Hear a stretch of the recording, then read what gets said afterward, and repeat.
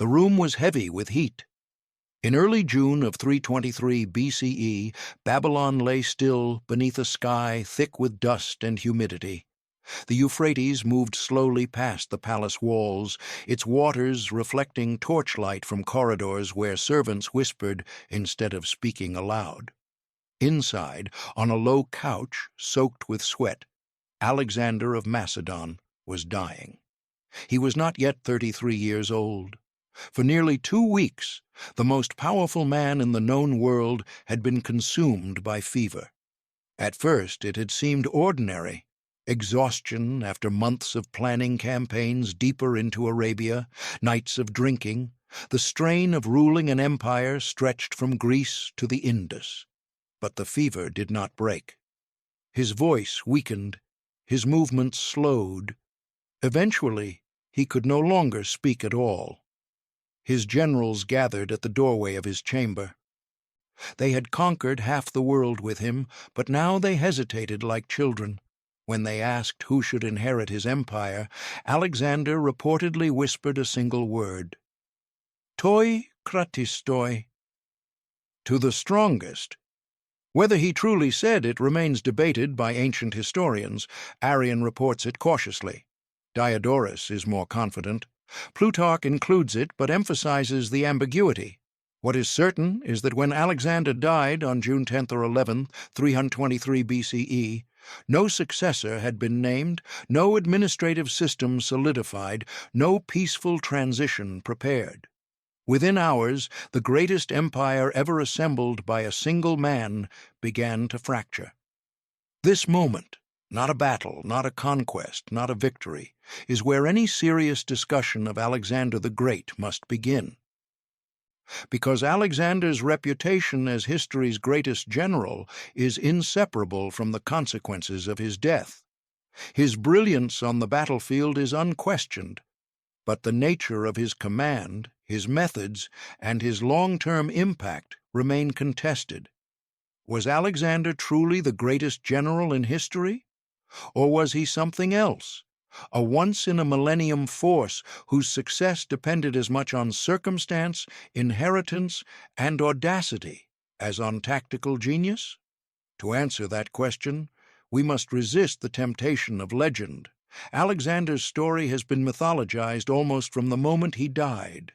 Ancient writers compared him to Achilles, Heracles, and Dionysus. Medieval Europeans turned him into a chivalric hero.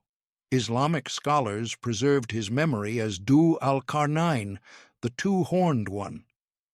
Modern military academies study his campaigns as case studies in leadership. Yet Alexander himself lived in a world far less romantic. He inherited a kingdom forged through violence and diplomacy by his father, Philip II of Macedon. He commanded an army that had already been transformed into the most lethal fighting force in the Greek world. He faced enemies whose political fragmentation often mattered more than their military strength, and he ruled territories whose loyalty depended on constant movement and intimidation. None of this diminishes his achievements, but it complicates them. The question of greatest general is not about admiration. It is about analysis. It requires weighing battlefield performance against strategic vision, adaptability, logistics, command structure, and long-term stability. Alexander excelled in some of these areas beyond precedent. In others, he left silence. When his body was carried through Babylon so that soldiers could see him one last time, veterans wept openly. They passed his bier in disciplined silence as they had marched behind him from Macedonia to Egypt, from Syria to Persia, from Bactria to India. Many had not seen their homes in a decade. Most would never return. They had followed Alexander because he was extraordinary, but also because he was relentless. He led from the front, often risking his life recklessly. He was wounded repeatedly at the Granicus, at Issus, at Gaza, at the Malian city in India, where he was nearly killed after leaping into enemy walls alone. His presence inspired loyalty, but it also created dependency. The army did not merely obey Alexander. It revolved around him. That dependency became fatal after his death. Within days, his generals, men like Perdiccas, Ptolemy, Seleucus, Antigonus, began maneuvering for power.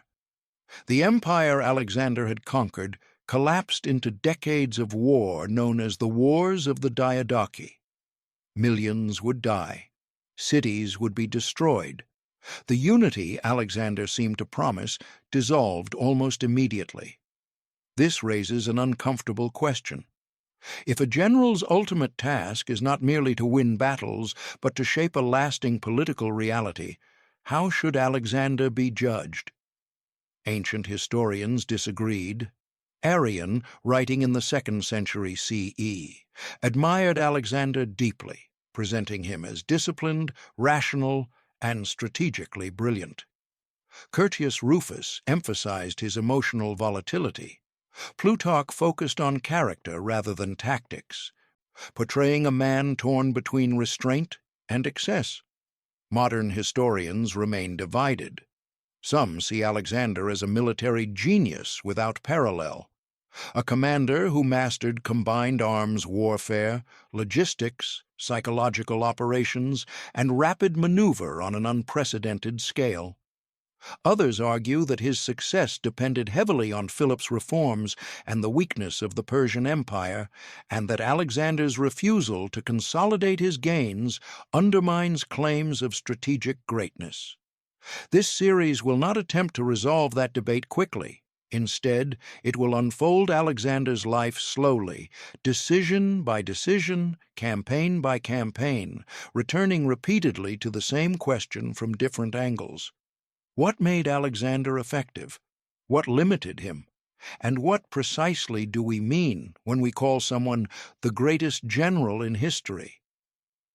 To answer, we must begin long before Babylon. We must begin in a violent Macedonian court, where a boy learned early that power was fragile, enemies were everywhere, and greatness came at a cost. In the middle of the 4th century BCE, Macedonia was not the center of the Greek world. To the city-states of southern Greece, it was a rough frontier kingdom, semi-barbarous, politically unstable, and culturally suspect. Macedonian kings spoke Greek, worshipped Greek gods, and traced their lineage to Heracles, but Athenians and Thebans often treated them as outsiders, more warlord than statesmen. This perception would change entirely within a single generation. The transformation began not with Alexander, but with his father. Philip II came to the Macedonian throne in 359 BCE under desperate circumstances. The kingdom was surrounded by enemies. Illyrian tribes threatened from the west, Paeonians pressed from the north. Thracian princes challenged the eastern borders. Internally, Macedonian nobles were fractious, prone to assassination and rebellion. Philip inherited a state on the verge of collapse. What distinguished Philip was not simply ambition, but method. He had spent his youth as a hostage in Thebes, then the dominant military power in Greece. There, he observed the innovations of Theban generals like Epaminondas, whose use of deep phalanx formations and coordinated infantry maneuver had shattered Spartan dominance at Leuctra. Philip did not merely imitate what he saw, he adapted it. The Macedonian army he created was unlike anything Greece had known. He reorganized the phalanx, equipping infantry with the sarissa, a pike up to 6 meters long, transforming the infantry line into a moving wall of spear points. He professionalized the army, paying soldiers regularly and training them year-round. Discipline replaced seasonal levies. Most importantly, Philip integrated arms. Infantry no longer fought alone. Heavy cavalry, light infantry, archers, and engineers operated as parts of a single system. Siege warfare became a Macedonian specialty. Logistics became deliberate. Command became centralized. By the time Alexander was born in 356 BCE, Philip was already reshaping the balance of power in Greece. Alexander grew up inside this transformation. His childhood was not sheltered. He witnessed assassinations, conspiracies, and shifting alliances at court. Philip's marriage politics alone were destabilizing. Olympias, Alexander's mother, was fierce, ambitious, and deeply protective of her son's claim. Philip's multiple wives created constant tension over succession. Violence was normalized. Alexander's education reflected this reality. Aristotle taught him philosophy, ethics, and literature, but his military training began far earlier. He learned to ride before he could read. He hunted boar and lions. He observed councils of war. He watched his father negotiate, intimidate, and deceive. Philip did not hide the realities of power from his son. One episode, preserved by Plutarch, captures this dynamic vividly. When Alexander was still a boy, a Thessalian horse named Bucephalus was offered for sale. No one could ride it. Philip dismissed it as unmanageable. Alexander intervened, noticing that the horse feared its own shadow. He turned it toward the sun, mounted it, and rode successfully. Philip is said to have wept. "Seek another kingdom, my son," he reportedly said. "Macedonia is too small for you." Whether this exchange occurred exactly as described is uncertain. Ancient biographers loved symbolic stories, but the episode reflects something real. Alexander grew up knowing he was exceptional and expected to prove it. At 18, Alexander was already commanding cavalry. At the Battle of Cheronea in 338 BCE, Philip faced a coalition of Greek city-states led by Athens and Thebes. The outcome would decide the future of Greece. Philip commanded the center. Alexander led the companion cavalry on the left. As the battle unfolded, Philip feigned retreat, drawing the Athenian hoplites out of formation. At the critical moment, Alexander charged the sacred band of Thebes, an elite unit that had never been defeated. His cavalry smashed through their ranks. The battle ended Greek independence. Alexander was 18 years old. This matters deeply when assessing his later achievements. Alexander did not invent Macedonian military power. He inherited a perfected system. He was trained inside it. He commanded veterans hardened by years of campaigning. But inheritance does not guarantee mastery. Philip had intended to invade Persia himself. Preparations were underway. Greek contingents had already crossed into Asia Minor when Philip was assassinated in 336 BCE, stabbed by a bodyguard during a wedding celebration. The assassination exposed the fragility of Macedonian politics. Alexander was only 20. Rivals moved immediately. Greek cities revolted. Northern tribes rose. The Persian court observed carefully, hoping Macedonia would fracture. Alexander responded with speed. He executed rivals. He secured loyalty through force and clemency. He marched south, crushed rebellion at Thebes, and destroyed the city completely, a brutal warning to the Greek world. He spared Athens, choosing intimidation over annihilation. These were not the actions of a reckless youth. They were calculated decisions drawn directly from Philip's playbook. Alexander's early reign reveals something crucial. His greatness cannot be separated from the institutional strength Philip created. Yet it also shows Alexander's willingness to act decisively, even savagely, to secure authority. The stage was now set. When Alexander crossed the Hellespont in 334 BCE, stepping onto Asian soil with a spear in hand, he was not beginning from nothing. He commanded the most advanced military system of his age. He led an army trained for combined arms warfare. He inherited a political mandate framed as revenge for Persian invasions of Greece centuries earlier. But he also carried something else: expectation. Philip had unified Greece. Alexander was expected to surpass him. The invasion of Persia would test whether Alexander was merely the heir of a great general or something entirely different. In the spring of 334 BCE, Alexander crossed the Hellespont. The act itself was simple. A narrow strait separated Europe from Asia, crossed routinely by merchants and armies long before Alexander was born. But the symbolism was deliberate. According to later accounts, Alexander disembarked first, casting a spear into Asian soil and declaring the land won by the spear. He then traveled to Troy, where he honored the tombs of Achilles and Patroclus, running naked around the walls in ritual homage. Ancient writers linger on these moments, and modern historians debate how much is later embellishment. Yet even stripped of myth, the gesture mattered. Alexander was framing his campaign not merely as conquest, but as destiny, a continuation of Homeric struggle, a reversal of Persian invasion, a personal quest for immortal glory. This framing was not accidental. Alexander understood morale, narrative, and legitimacy as tools of command. His army was small, roughly 35,000 infantry and 5,000 cavalry, facing an empire that could theoretically field hundreds of thousands. Numbers alone favored Persia overwhelmingly. What Alexander possessed instead was cohesion, speed, and confidence.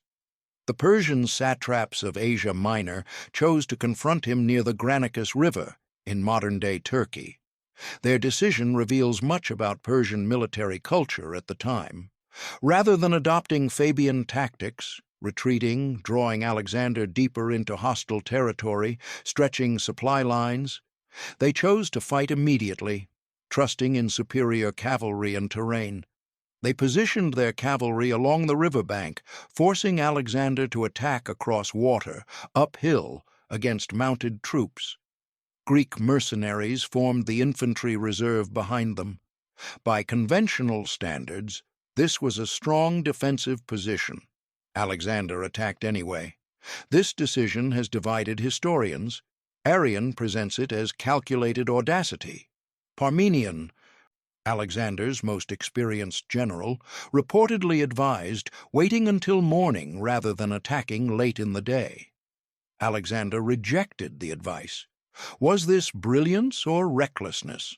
The answer depends on how one interprets Alexander's command style. Alexander led from the front. He believed, and demonstrated repeatedly, that personal example could shatter enemy morale. At the Granicus, he personally led the companion cavalry into the river, targeting Persian nobles directly. The fighting was brutal and chaotic. Alexander was nearly killed when a Persian commander struck his helmet with an axe, shattering it. He survived only because Clytus the Black cut down the attacker at the last moment. This was not controlled, detached generalship. It was embodied command. The Macedonian phalanx followed, forcing its way across the river as Persian cavalry broke under pressure. Once the cavalry fled, the Greek mercenaries were surrounded and annihilated. Alexander spared few of them, viewing their service to Persia as betrayal of Greek unity. The battle was over quickly. Strategically, Granicus was significant but not decisive. It did not destroy Persian power. It did not capture a king, but it sent an unmistakable signal. Alexander would not hesitate. He would not retreat. He would accept risk others avoided. This style would define his campaigns. Yet it also introduced a recurring problem. Alexander's tendency to fight at the front endangered not only his own life, but the entire enterprise. The Macedonian army was not designed to function without him. His death at Granicus would have ended the campaign instantly. This is a critical point in evaluating Alexander as a general. Greatness in command often requires restraint, the ability to preserve oneself as a strategic asset. Alexander repeatedly violated this principle. His survival owed as much to luck as to skill. After Granicus, Asia Minor collapsed rapidly. Cities opened their gates. Persian authority, already strained by internal rivalries, disintegrated at the periphery. Alexander treated Greek cities as liberators, restoring democracies selectively, while imposing Macedonian garrisons where resistance seemed likely. This was pragmatic, not ideological. Alexander's logistics also reveal sophistication. He avoided overextension. He secured coastal cities to deny the Persian fleet access to Greek waters. He relied on local supply rather than long baggage trains, moving quickly and living off the land where possible. This was not improvisation. It was inherited doctrine, refined through execution. As Alexander moved south along the coast, resistance hardened at places like Halicarnassus. There, Persian commanders used strong fortifications and naval support effectively. The siege was costly and time-consuming, but Alexander persisted, employing engineers and siege towers, tools Philip had emphasized. Alexander learned quickly that speed alone was insufficient. By the time he reached Gordium in 333 BCE, he controlled most of Western Asia Minor. There, he encountered another symbolic moment, the Gordian knot. An oracle claimed that whoever untied it would rule Asia. Alexander cut through it with his sword. Again, myth and history intertwine, but the pattern is clear. Alexander consistently chose decisive action over prolonged uncertainty. Whether this was wisdom or impatience remains debated. What cannot be denied is its psychological effect on his men, on his enemies, and on history. The Persian king Darius III now prepared to respond personally. Unlike the satraps, Darius commanded the full resources of the empire. He raised a massive army and moved west, determined to crush the Macedonian invader. The next encounter would test whether Alexander's audacity could survive contact with imperial scale. The Granicus had proven Alexander could win battles. The question now was whether he could defeat an empire. By the autumn of 333 BCE, the war Alexander had inherited had become personal. Darius III, King of Kings, ruler of the Achaemenid Empire, had finally taken the field himself. This was no longer a campaign against satraps and regional commanders. It was a confrontation between two visions of power, one embodied in an ancient imperial system stretching back 2 centuries, the other concentrated in the will and body of a single young Macedonian king. The encounter would take place at Issus, on a narrow strip of land between the Mediterranean Sea and the Amanus Mountains. Geography would decide everything. Darius had assembled an enormous force. Ancient sources exaggerate wildly. Figures range from 200,000 to over 600,000, numbers modern historians reject as impossible. More realistic estimates suggest perhaps 70,000, 100,000 troops, still vastly outnumbering Alexander's army of around 40,000. Numerical superiority, however, meant little at Issus. The battlefield was cramped. Rivers cut across the plain.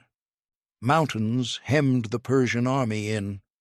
Darius had chosen the location poorly, or, more accurately, had been maneuvered into it by Alexander's speed. Alexander had missed Darius initially, passing him unknowingly in the mountains. When he learned the Persian army was behind him, cutting his supply lines, Alexander turned immediately to fight. Retreat was impossible. Delay was dangerous. Issus would be decisive. Darius positioned himself at the center of his line, surrounded by elite infantry and cavalry. Greek mercenaries formed a solid core, while Persian cavalry extended outward where space allowed. The king's chariot stood prominently, a symbol of imperial authority meant to dominate the battlefield psychologically. Alexander formed his army with practiced precision. The Macedonian phalanx held the center, shields locked. Sarissas bristling forward, Light troops screened the advance. On the right, Alexander placed himself at the head of the companion cavalry. On the left, Parmenion commanded Thessalian cavalry, tasked with holding against superior Persian numbers. The plan was simple and extraordinarily dangerous. Alexander would strike directly at Darius. This was not recklessness in the ordinary sense. It was strategic calculation rooted in understanding Persian command culture. The Achaemenid army revolved around the king. If Darius fled, the army would collapse. If he stood, Alexander risked annihilation. Few generals in history have built plans around such personal stakes. The battle began with pressure along the line. The Macedonian phalanx advanced unevenly across the Pinarus River, struggling in places. Persian infantry pushed back hard, nearly breaking through the center. On the left, Parmenion faced relentless cavalry attacks, barely holding ground. Then Alexander charged. Leading the companion cavalry, he angled inward, cutting through Persian units and driving straight toward Darius's position. The fighting was brutal. Alexander was wounded again, this time in the thigh, but pressed forward. Darius watched the Macedonian wedge approach, and then he turned and fled. Ancient sources dwell on this moment with theatrical emphasis. Arrian describes panic spreading instantly. Curtius Rufus portrays Darius abandoning his family and royal treasure. Plutarch highlights the psychological collapse.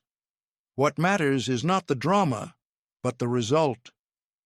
Once Darius fled, the Persian army disintegrated. Units fought on briefly, especially against Parmenion on the left, but the center collapsed. Macedonian forces poured through gaps, cutting down fleeing soldiers. The battlefield became a slaughter. Alexander had won. The consequences were immense.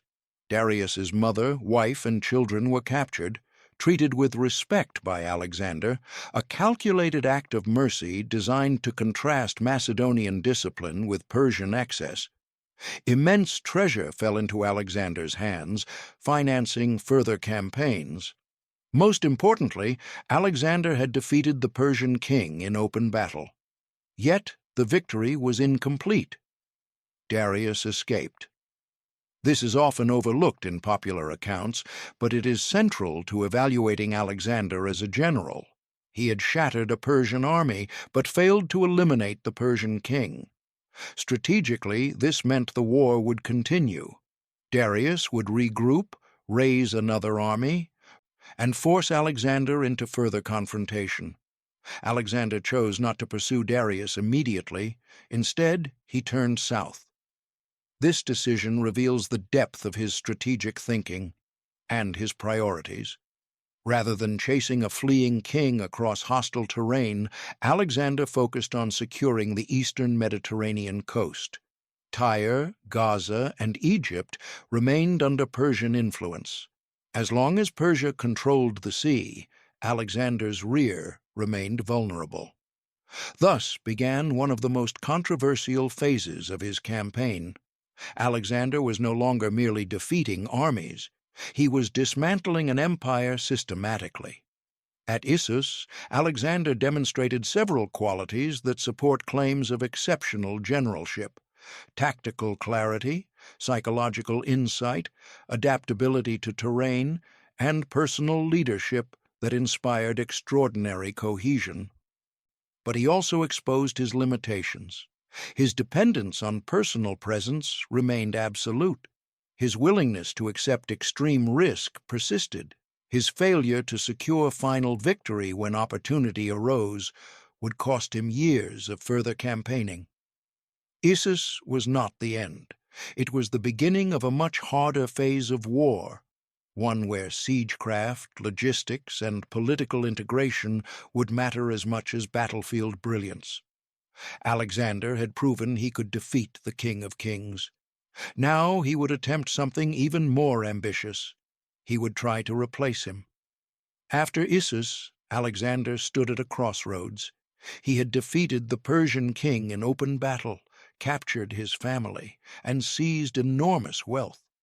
Many commanders in history would have pursued the fleeing enemy immediately, seeking a final, decisive blow. Alexander did not. Instead, he turned south along the Levantine coast toward cities that had not yet fallen. This decision was strategic rather than impulsive. Alexander understood that Darius could raise another army, but only if the empire's infrastructure remained intact. Persian naval power, supplied and sheltered by coastal cities, still threatened the Aegean and Greece. As long as Persia controlled ports in Phoenicia and the eastern Mediterranean, Alexander's rear was exposed. Victory required control, and control, in this phase of the campaign, meant sieges. The first major obstacle was Tyre. Tyre was not merely a city. It was a fortified island rising directly from the sea, surrounded by walls that reached nearly 45 meters high in places. Its navy was powerful. Its merchants were wealthy. Its identity was bound to independence. The Tyrians had submitted to Persian overlordship pragmatically, not enthusiastically, and saw no reason to accept Alexander's authority. Alexander demanded entry to perform a sacrifice at the temple of Melkart, an act framed as religious but unmistakably political. The Tyrians refused. This refusal mattered. If Alexander allowed Tyre to remain defiant, other cities would follow. His authority depended on momentum. Delay was dangerous. Compromise would be interpreted as weakness. Alexander chose siege. What followed was one of the most extraordinary engineering operations of the ancient world. Unable to storm the island directly, Alexander ordered the construction of a causeway, a massive stone and timber mole stretching from the mainland to the island city. His army dismantled nearby cities to provide materials. Engineers worked under constant missile fire from Tyrian defenders. Towers were built on the mole, only to be burned by fire ships. The siege dragged on for 7 months. This phase of the campaign challenges simplistic portrayals of Alexander as a purely battlefield genius. Sieges required patience, logistics, and technical expertise. Alexander adapted, learning from failures, coordinating naval support once Phoenician fleets defected to his side, and gradually tightening the noose. When Tyre finally fell in 332 BCE, Alexander's response was brutal. Thousands were killed. Survivors were enslaved. The city was thoroughly punished. Ancient sources disagree on numbers, but the message was unmistakable. Resistance would be remembered. This severity troubles modern audiences and complicates Alexander's reputation. Some historians argue the destruction of Tyre was a calculated deterrent, preventing future resistance. Others see it as evidence of growing cruelty and impatience. Both interpretations may be true. The siege of Gaza followed soon after. Gaza was heavily fortified and commanded access to Egypt. Its governor, Bottis, resisted stubbornly. Alexander was wounded again during the assault, struck by a projectile. The city eventually fell after intense fighting. Here, too, Alexander responded with extreme violence. Bottis was executed publicly in a manner meant to echo Achilles' treatment of Hector, a deliberate invocation of Homeric revenge. This was no longer merely war. It was performance. The sieges of Tyre and Gaza reveal a different Alexander from the heroic cavalry commander at Issus.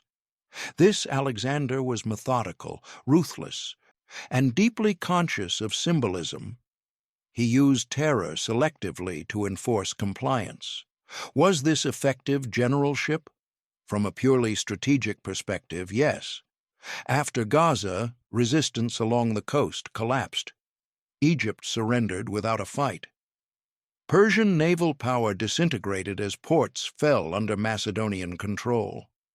Alexander had neutralized a critical strategic threat without chasing Darius into the interior prematurely. but the cost was moral and psychological. Alexander's reliance on exemplary violence set a precedent. It bound obedience to fear rather than loyalty. It also deepened the personal nature of his command. He was no longer merely leading an army, but imposing his will on cities and populations. In Egypt, Alexander shifted tone. He was welcomed as a liberator from Persian rule.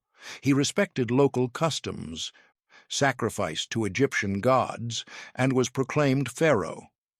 At the oracle of Siwa, he sought confirmation of divine favor. A moment later, writers would interpret as the beginning of his belief in semi-divinity. Historically, this episode is murky. Ancient sources vary wildly. What is clear is that Alexander used religion as a tool of legitimacy, adapting his image to local expectations. The pattern was emerging. Alexander was not simply conquering territory. He was reshaping identity. By the end of this phase, Alexander controlled the eastern Mediterranean completely. His supply lines were secure, his prestige was immense, his army was wealthy, confident, and increasingly distant from its Macedonian origins. But something else had changed. The war was no longer about avenging Greece or defeating Persia in battle. It was about ruling an empire, and empire required different skills. Sieges had taught Alexander patience, but also hardened him. Control had replaced momentum. Fear had replaced persuasion in some regions. The psychological distance between Alexander and those he conquered was widening. The next confrontation with Darius would take place not on a narrow coastal plain, but on an open field chosen by the Persian king himself. At Gaugamela, Alexander would face the full weight of imperial power and the limits of his own approach.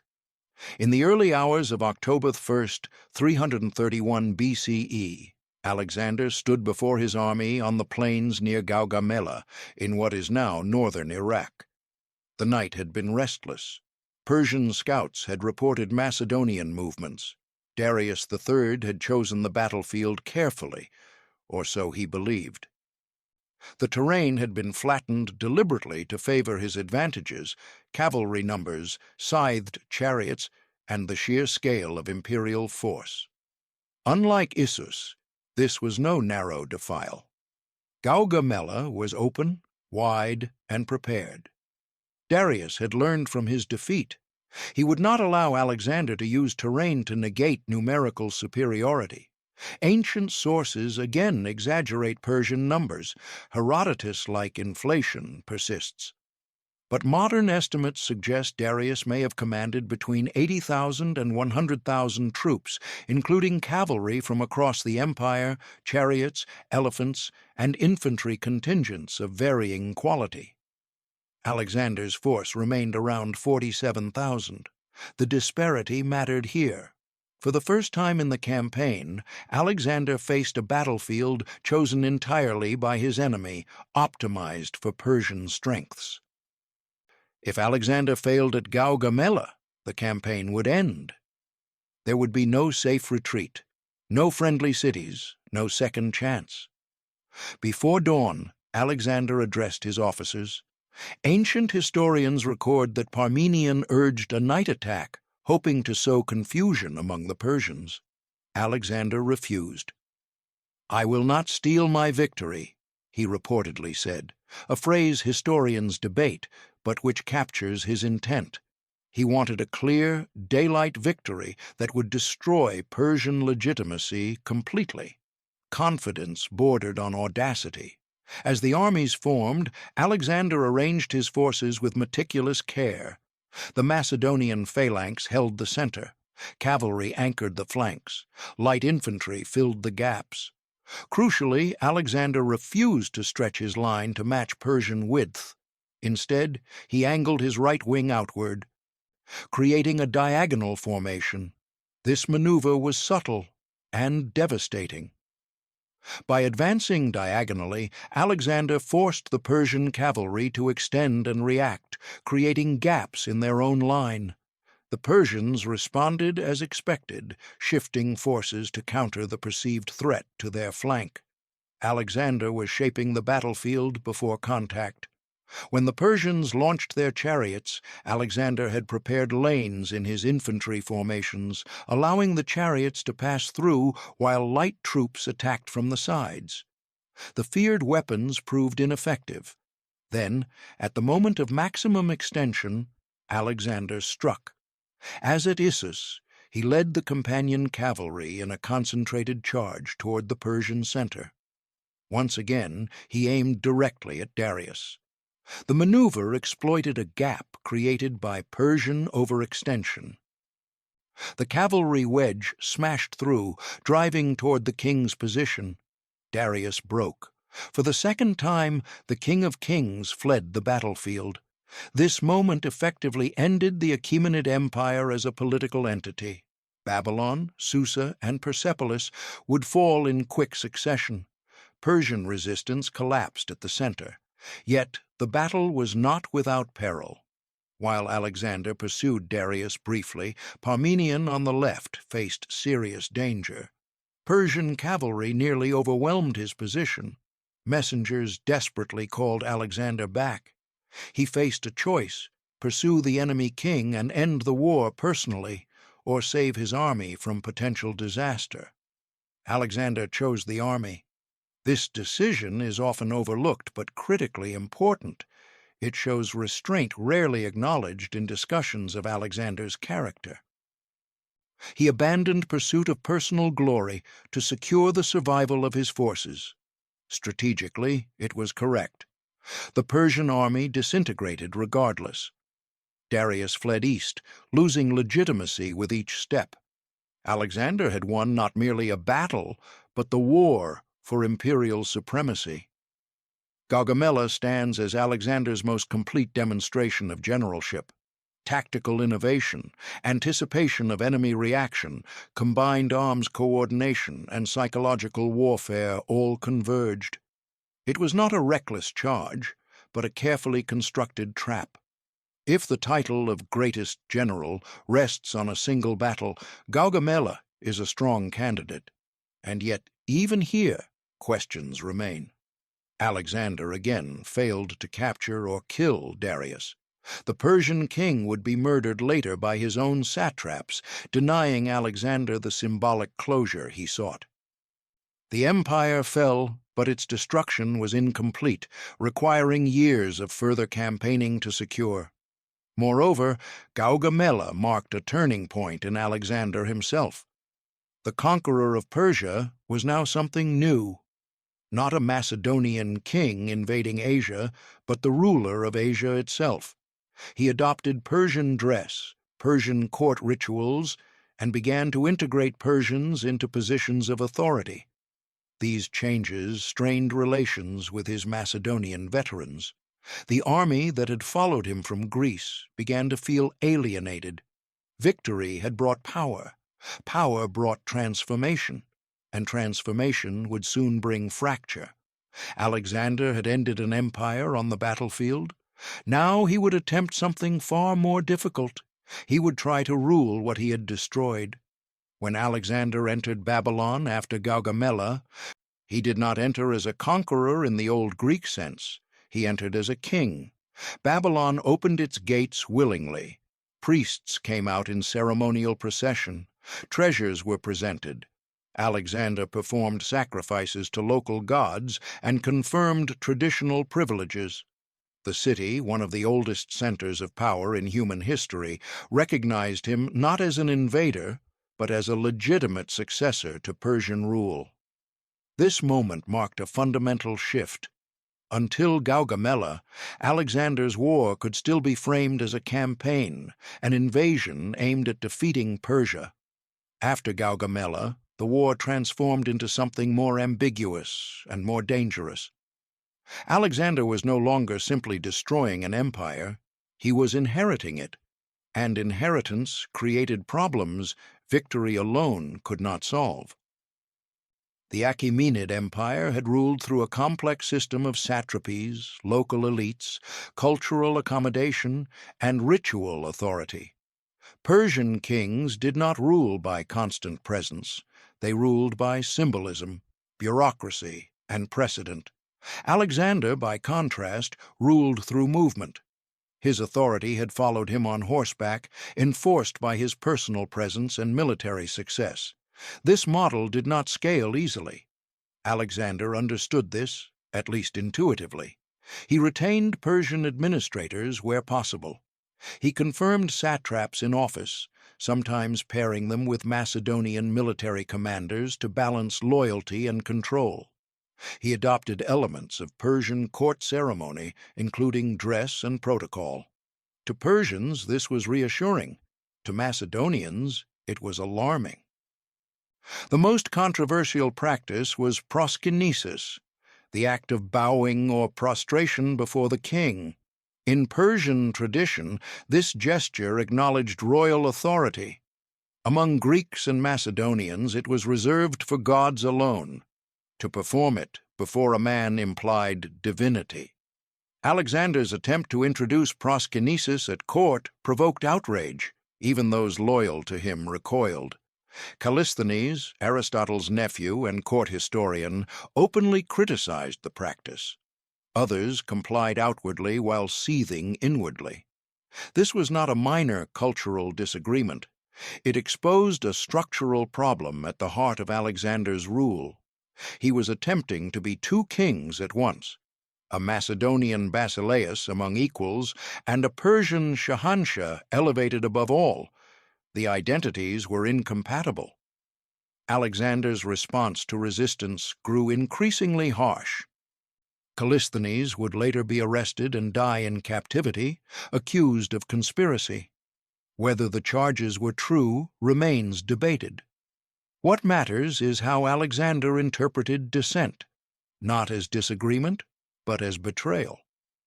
This shift has profound implications for evaluating Alexander as a general. Great generals do not only fight battles, they manage institutions, loyalty, and morale. After Gaugamela, Alexander struggled increasingly with these tasks. His decision to burn Persepolis illustrates this tension vividly. In 330 BCE, Alexander entered the ceremonial capital of Persia. The city symbolized Achaemenid grandeur and legitimacy. After looting its immense treasury, Alexander ordered the palace complex burned. Ancient sources disagree on motive. Some describe it as drunken revenge for Xerxes' destruction of Athens a century earlier. Others portray it as a calculated political act, signaling the end of Persian rule. Modern historians remain divided. If deliberate, the act undermined Alexander's later efforts to present himself as Persia's rightful successor. If impulsive, it suggests a dangerous loss of control. Either interpretation complicates the image of a flawless commander. Meanwhile, Darius III remained alive, fleeing eastward. Alexander pursued him relentlessly across Media and into Parthia, but before Alexander could capture him, Darius was murdered by his own satrap, Bessus, who proclaimed himself king. Alexander's reaction was revealing. He publicly mourned Darius, arranged a royal burial, and punished Bessus brutally. This was not sentimentality, it was political theater. By honoring Darius, Alexander claimed legitimacy as his avenger and successor.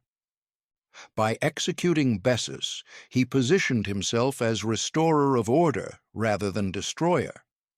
This was sophisticated statecraft. Yet it also marked the end of Alexander's original war.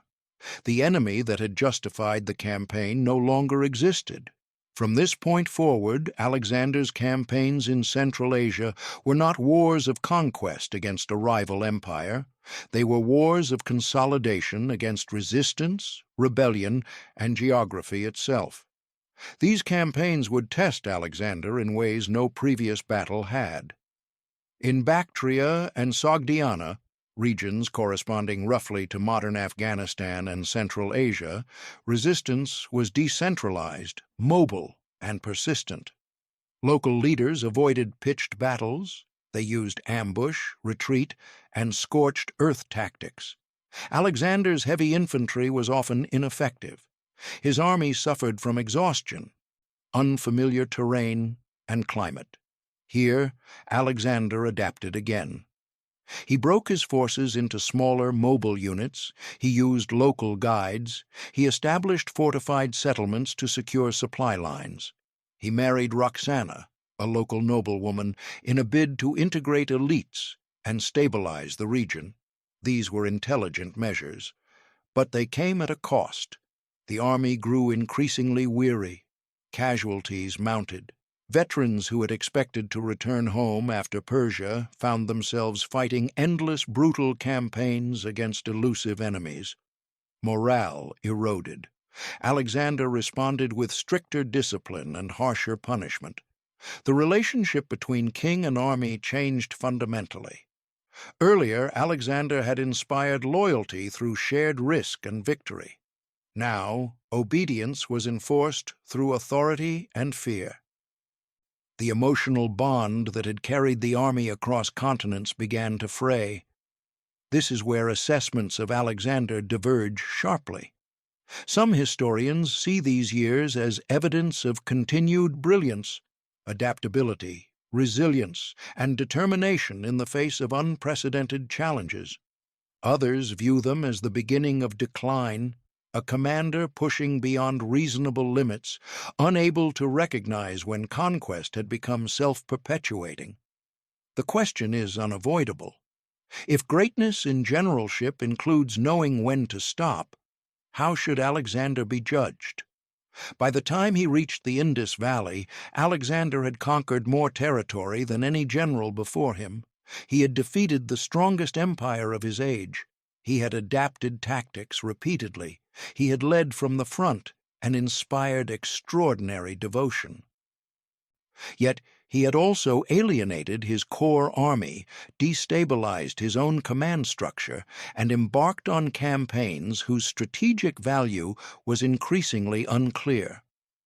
Alexander was now the undisputed master of Asia, but mastery was not peace, and the final phase of his career would reveal whether his genius extended beyond conquest or whether it was inseparable from perpetual war. By the time Alexander crossed into the Indian subcontinent in 327 BCE, his campaign had already exceeded anything imagined when he first stepped into Asia 7 years earlier. The army was exhausted.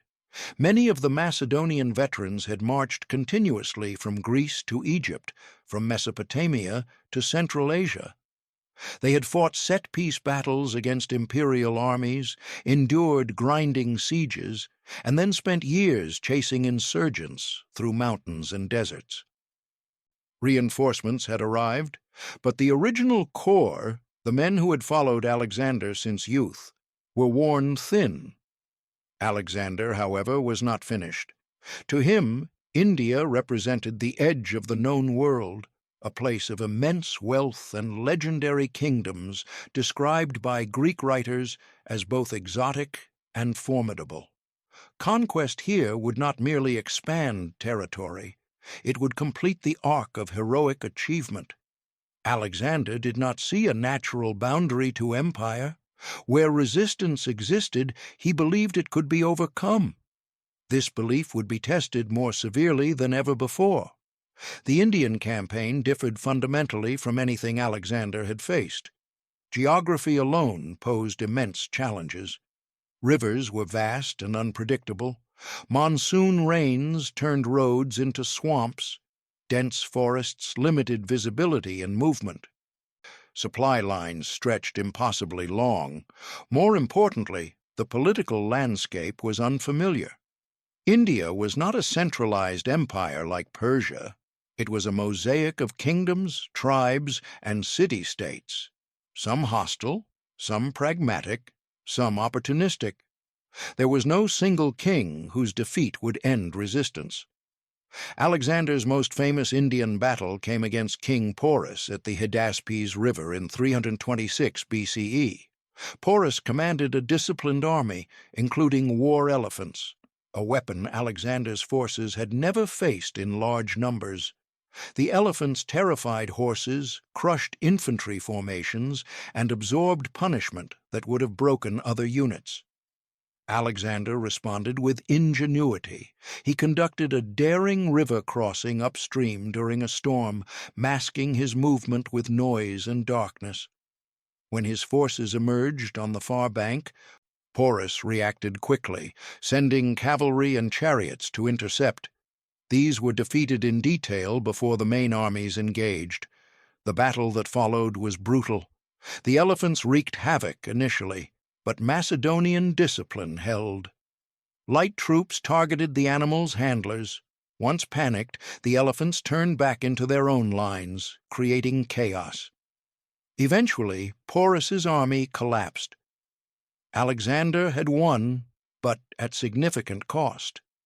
This victory did not bring easy consolidation. Porus himself impressed Alexander deeply and was reinstated as a satrap, ruling under Macedonian authority.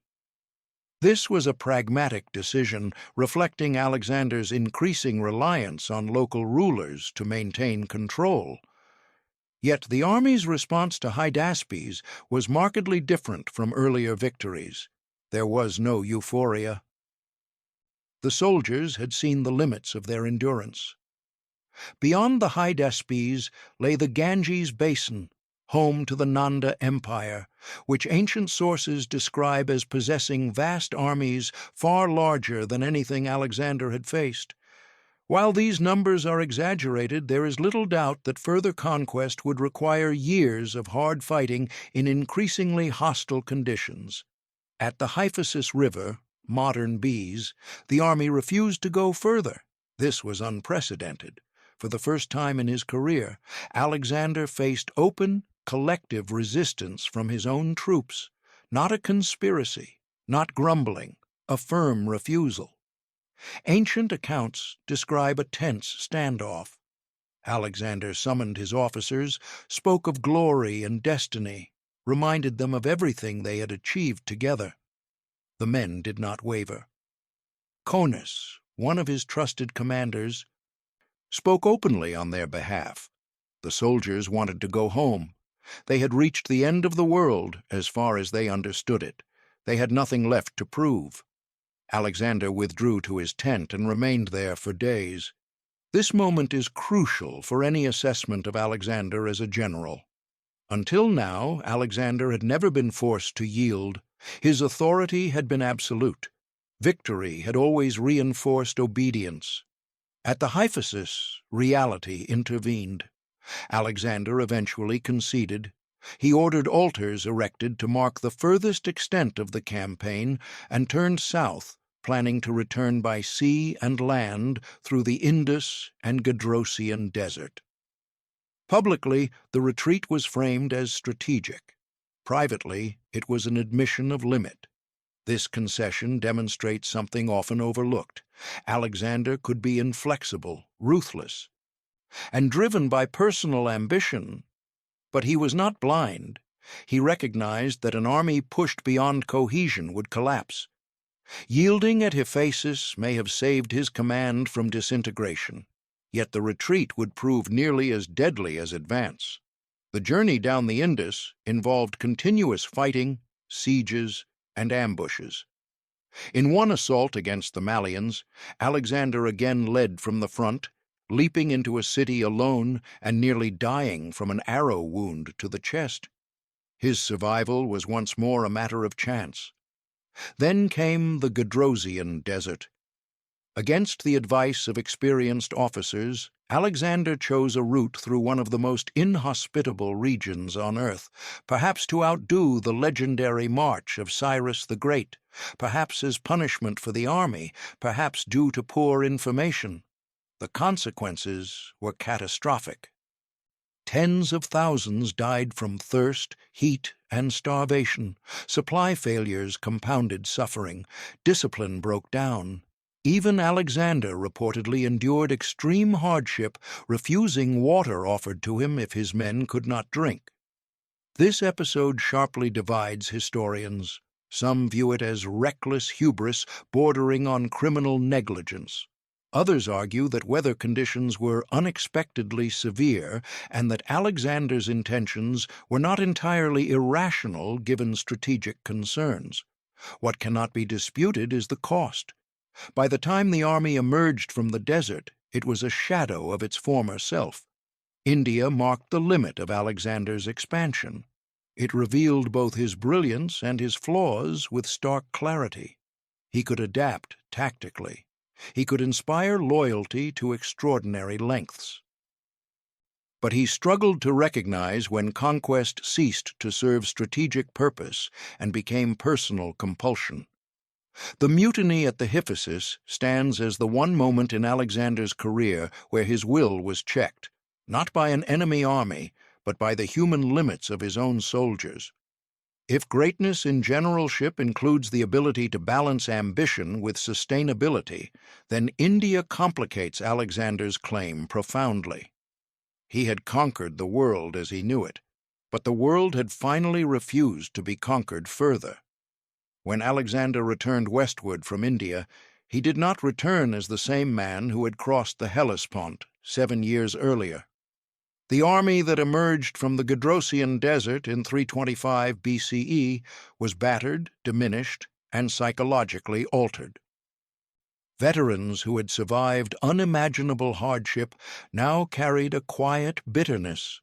New recruits, many drawn from conquered territories, lacked the shared history that had once bound Macedonians together. The cohesion that had made Alexander's army unstoppable was visibly weakening. Alexander sensed this. What followed was a series of reforms, some visionary, some destabilizing, intended to transform a conquering army into the backbone of a permanent imperial system.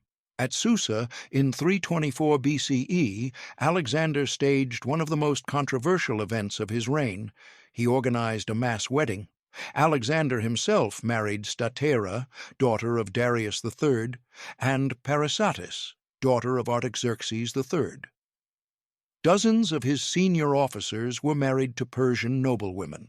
Macedonian soldiers were encouraged, sometimes pressured, to take local wives. The purpose was explicit. Alexander intended to fuse Macedonian and Persian elites into a single ruling class.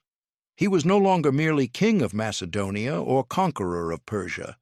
He envisioned himself as ruler of a new, integrated empire that transcended ethnic boundaries. In theory, this was progressive. In practice, it alienated the core of his power base. Many Macedonians saw these marriages as betrayal, a dilution of identity earned through blood and sacrifice. They had followed Alexander as one of their own, a Macedonian king leading Macedonian warriors. Now he appeared increasingly Persian in dress, custom, and court ritual. The strain surfaced openly at Opis. There, Alexander announced plans to discharge many veteran Macedonian soldiers and replace them with Persians trained in Macedonian tactics. The veterans reacted with fury. They accused Alexander of abandoning them, of favoring foreigners, of forgetting who had won his victories. Alexander responded with one of the most dramatic speeches of his career. Ancient sources record a powerful address in which he reminded the soldiers of their humble origins, of how he had elevated them to wealth and fame, of the wounds he had suffered alongside them.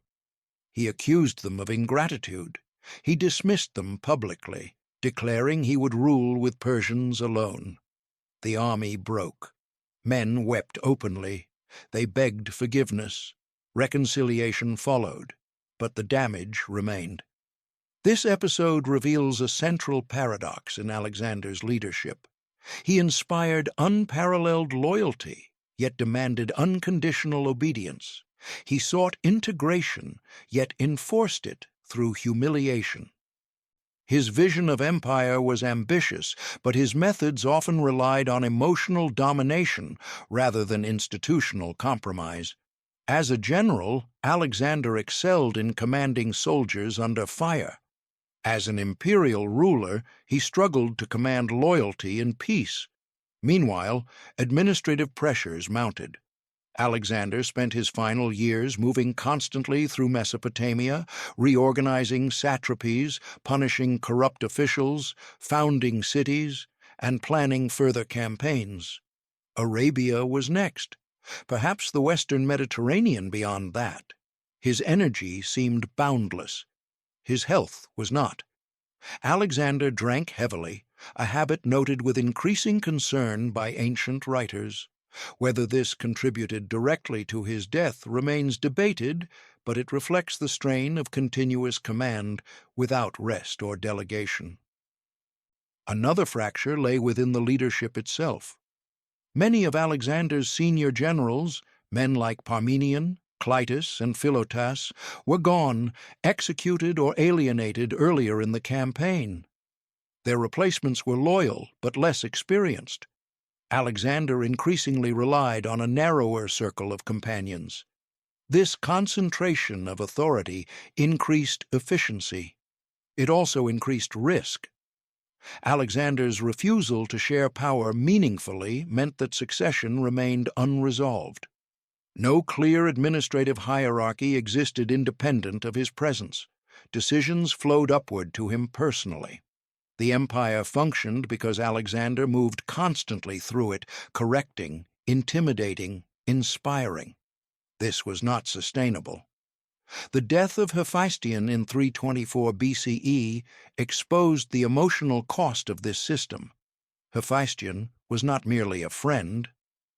He was Alexander's emotional anchor and, increasingly, a political partner. Alexander's grief was extreme. He ordered lavish funeral rites and divine honors. The court was unsettled. Some historians interpret this as evidence of psychological imbalance. Others see a man exhausted by years of war, suddenly confronted with loss he could not control. Either way, the episode underscores how much Alexander's rule depended on personal relationships rather than institutions. As plans for new campaigns progressed, tensions simmered beneath the surface. Veterans longed for home. Local elites resented foreign rule. Macedonian officers watched warily as Persians rose in prominence. The empire was vast. Its foundations were fragile. Alexander's genius had carried him to unprecedented heights. But genius alone could not stabilize a multinational empire forged through constant war. When Alexander returned to Babylon in 323 BCE, he began preparations for further expansion. Harbors were surveyed, ships assembled, troops reorganized. There was no sense of closure, no moment of consolidation. The war was not ending. It was becoming permanent. This raises one of the most difficult questions in assessing Alexander's greatness. A great general wins battles. A truly great strategist builds systems that endure beyond his lifetime. Alexander had done the first beyond dispute. The second remained untested, and time was about to run out. In the late spring of 323 BCE, Alexander returned once more to Babylon. The city was intended to be more than a stopping point. Alexander envisioned Babylon as the administrative heart of his empire, a capital at the crossroads of the world, linking Greece, Egypt, Persia, and the eastern territories he had conquered. Harbors were being expanded, canals repaired, shipyards prepared for an ambitious naval campaign that would explore and perhaps conquer Arabia. There was no indication that Alexander intended to rest. The war, as always, was moving forward. Then Alexander fell ill. Ancient sources differ sharply in their descriptions. Arrian, relying on the so-called royal diaries, describes a gradual onset of fever following a banquet and heavy drinking. Plutarch emphasizes exhaustion.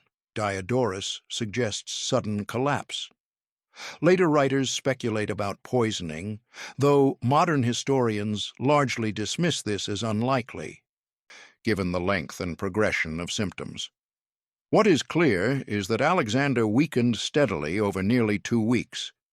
He lost the ability to speak. He could no longer give orders. His generals were admitted one by one to his chamber, passing silently by his bed. Soldiers wept openly as they filed past, many believing they were witnessing not just the death of a king, but the end of the world they had known. Alexander died on June 10th or 11th, 323 BCE. He was 32 years old.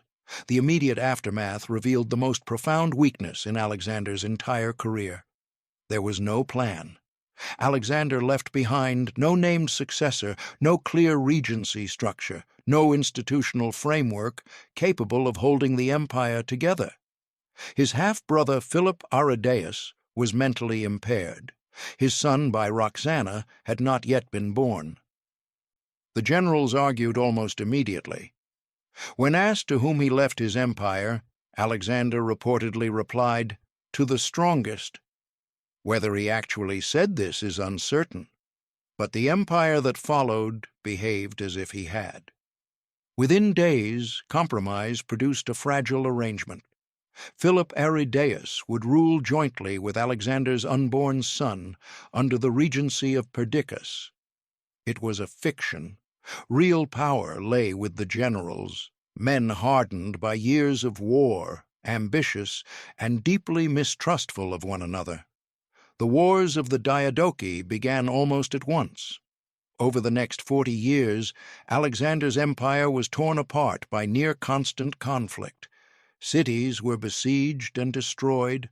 Armies clashed repeatedly across the same lands Alexander had conquered. Millions died. By the early 3rd century BCE, the empire had fractured into several Hellenistic kingdoms: Ptolemaic Egypt, Seleucid Asia, Antigonid Macedonia, ruled by Alexander's former companions. None of these men matched Alexander's scale of ambition. None attempted to reunite the empire fully. This outcome forces a reckoning. If Alexander was the greatest general in history, why did his empire collapse so completely, so quickly, after his death? Some historians argue that this does not diminish his military genius. They emphasize that Alexander never had time to consolidate, that his death was premature, and that no individual, however gifted, could have stabilized such a vast empire in a single lifetime. Others counter that this is precisely the point. Alexander's system of rule was inseparable from his personal presence. He centralized authority to an extreme degree. He discouraged independent initiative among his generals.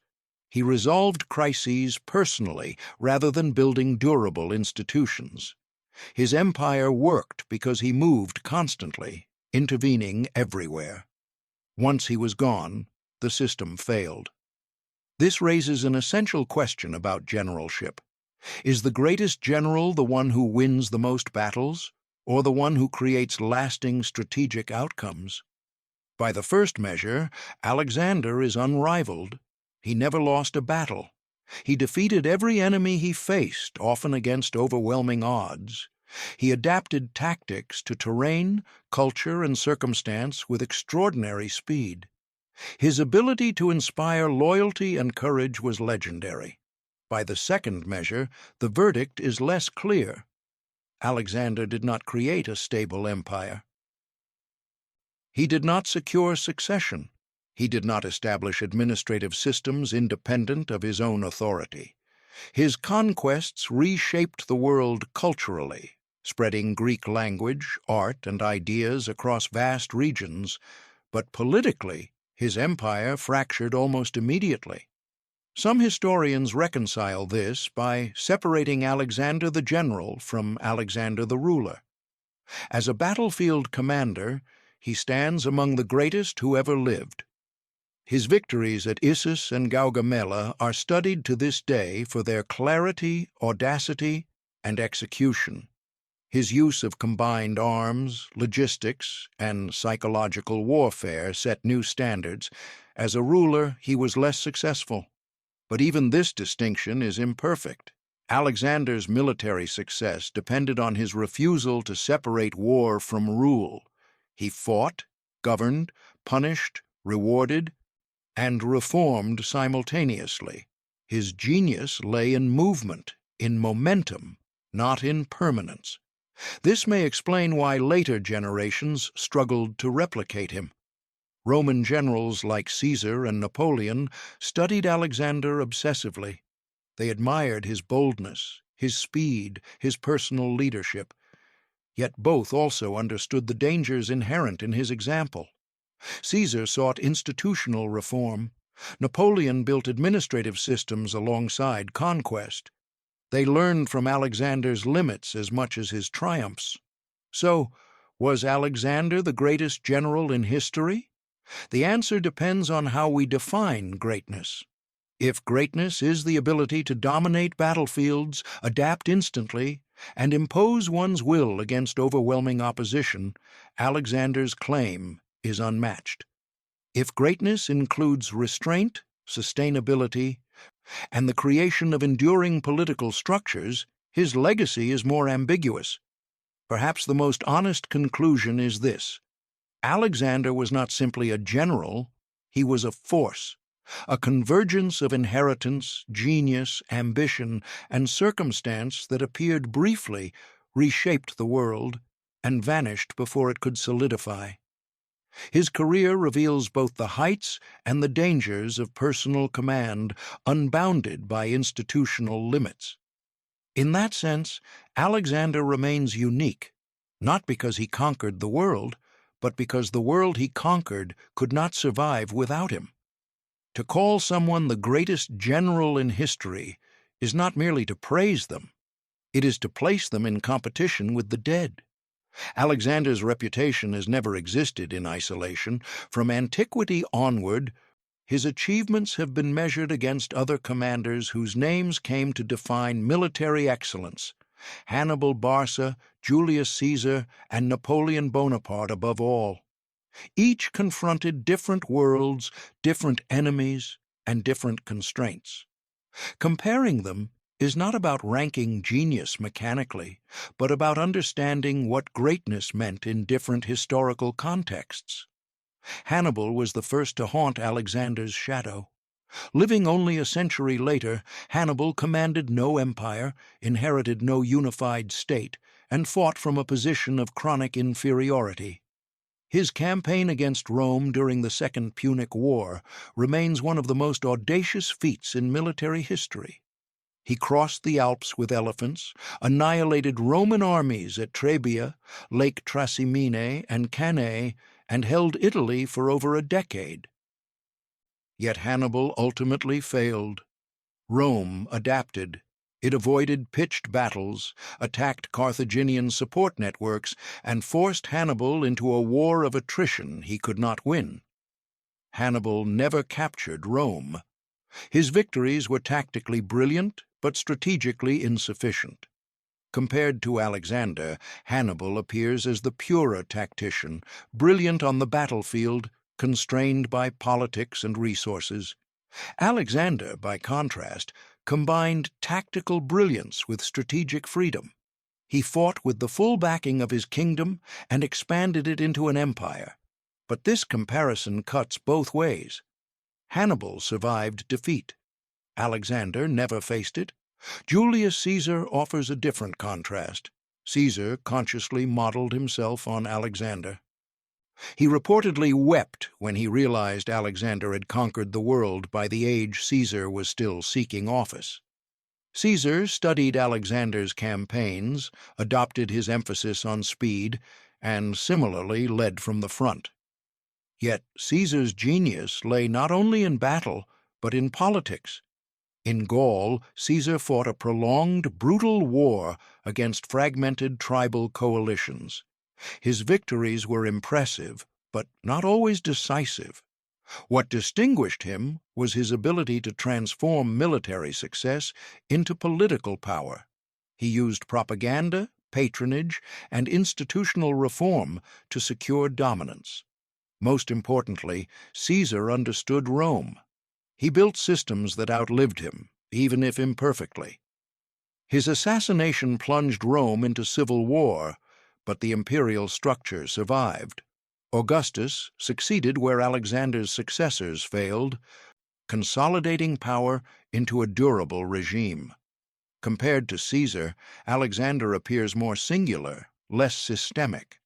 Alexander created a world-spanning empire, but left no framework for its survival. Caesar reshaped a republic into an empire that endured for centuries. Napoleon presents the most modern comparison. Like Alexander, Napoleon rose rapidly, commanded massive armies, and transformed warfare.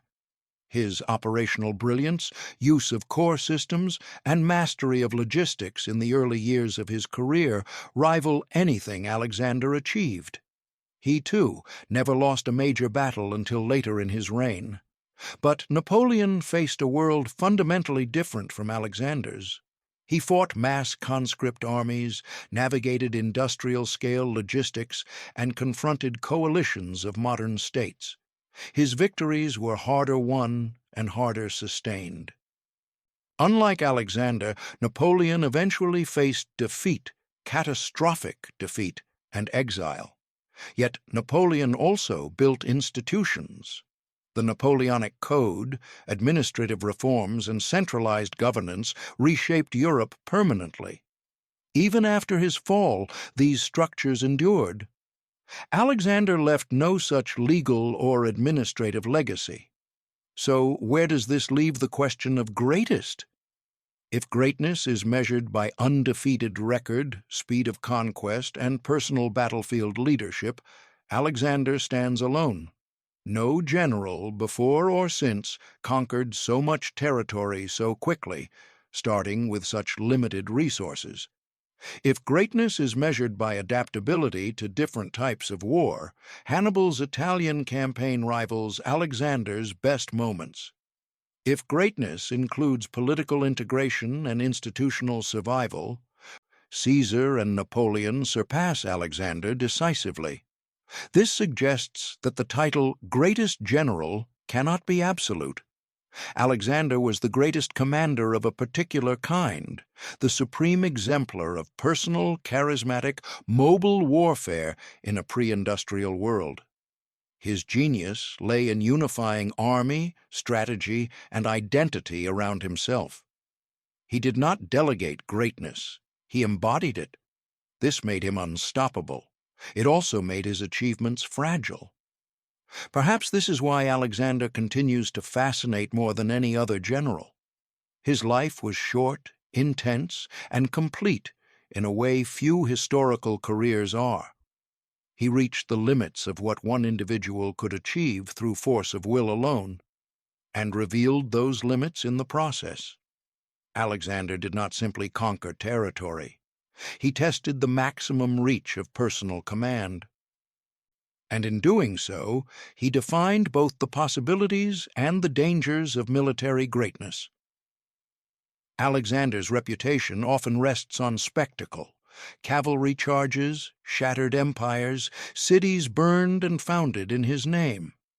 But beneath the drama lies something more difficult to identify and more important to understand. Alexander understood war as a total human system, not merely as combat. Many commanders before him were excellent tacticians. Some were effective strategists. Few grasped, as Alexander did, how psychology, culture, speed, logistics, leadership, and narrative could be fused into a single, self-reinforcing mechanism of conquest. This fusion is what made Alexander dangerous. Most ancient armies fought seasonally. They moved slowly. They paused for harvests, weather, and political negotiations. Alexander rejected this rhythm. His campaigns were continuous, relentless, and deliberately disorienting. He did not give enemies time to adapt. Speed was not just a tactic for Alexander, it was strategy. By moving faster than information could travel, Alexander consistently fought enemies who were reacting to the past rather than the present.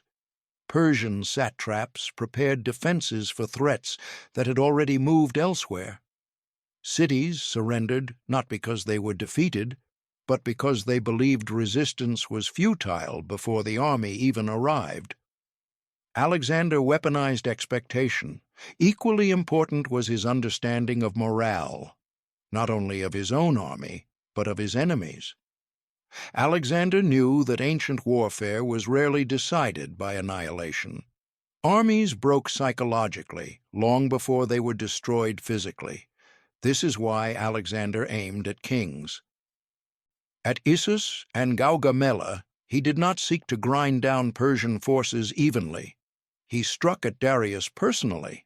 Once the king fled, the army collapsed. This was not accidental. It reflected Alexander's grasp of how authority functioned in imperial systems. By contrast, many later generals misunderstood this lesson. They sought total destruction when psychological collapse would have sufficed. Alexander also understood that victory was meaningless if it could not be communicated. He cultivated his image relentlessly. He allowed, even encouraged, comparisons to Achilles and Heracles. He staged symbolic acts like sacrifices at Troy and the cutting of the Gordian knot. He controlled how victories were remembered, not just how they were won. This was not vanity alone. In a world without mass communication, reputation traveled faster than armies. Alexander ensured that when cities heard his name, they associated it with inevitability. Fear and admiration preceded him, reducing resistance before battle was joined. This insight separates Alexander from purely technical commanders. Another critical element was his use of combined arms warfare at a level of integration unprecedented in the ancient world. Philip II had created the system. Alexander mastered it. Heavy infantry fixed the enemy. Cavalry delivered decisive blows. Light troops exploited weaknesses. Engineers enabled sieges. Logistics sustained movement. Alexander did not rely on a single arm. He orchestrated them. But perhaps Alexander's most unique understanding of war lay in his conception of leadership. He did not command from distance. He shared danger. Alexander was wounded repeatedly because he fought where danger was greatest. This was not mere bravado. It created a bond between commander and soldiers that no amount of discipline could replicate. When Alexander asked his men to endure hardship, they knew he endured it too. This created extraordinary loyalty. It also created dependency. Alexander's army functioned best when he was present. When he was wounded, panic spread. When he nearly died among the Malians, the entire campaign nearly collapsed. His leadership model was powerful but brittle. Here lies the paradox. Alexander understood how to maximize short-term effectiveness through personal command. He did not solve the problem of sustainability. Other generals learned this lesson differently. Caesar delegated more. Napoleon institutionalized command. They sacrificed some immediacy for durability. Alexander did not. This does not diminish his understanding of war.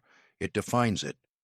Alexander also grasped something many generals never fully appreciated, that conquest required legitimacy as well as force. This is why he adopted local customs, respected religious traditions, and integrated elites. These efforts were inconsistent and often resisted, but the impulse was correct. He was not trying to rule Greece over Persia. He was trying to rule Asia as Asia's king. Few conquerors before him had attempted this. Yet Alexander underestimated how long legitimacy takes to build. Cultural integration is not achieved through decrees or ceremonies. It requires time, something Alexander never allowed himself. Finally, Alexander understood war as a personal test. This is both his greatest strength and his greatest flaw. Alexander did not fight for limited objectives. He fought to discover the outer boundaries of possibility, how far an army could go, how much it could endure, how much one man could impose his will on the world. This is why his campaigns feel different from those of other generals. They are not just strategic movements, they are existential experiments. This is also why Alexander remains difficult to evaluate by ordinary standards. He did not seek equilibrium, he sought transcendence. In this sense, Alexander understood war not merely as a means to an end, but as a process that revealed truth about power, loyalty, fear, and human endurance. Whether this makes him the greatest general depends on what we value. If we value sustainability, he falls short. If we value insight into the nature of war itself, Alexander stands apart. He showed what war could achieve when driven by absolute momentum, and what it could not.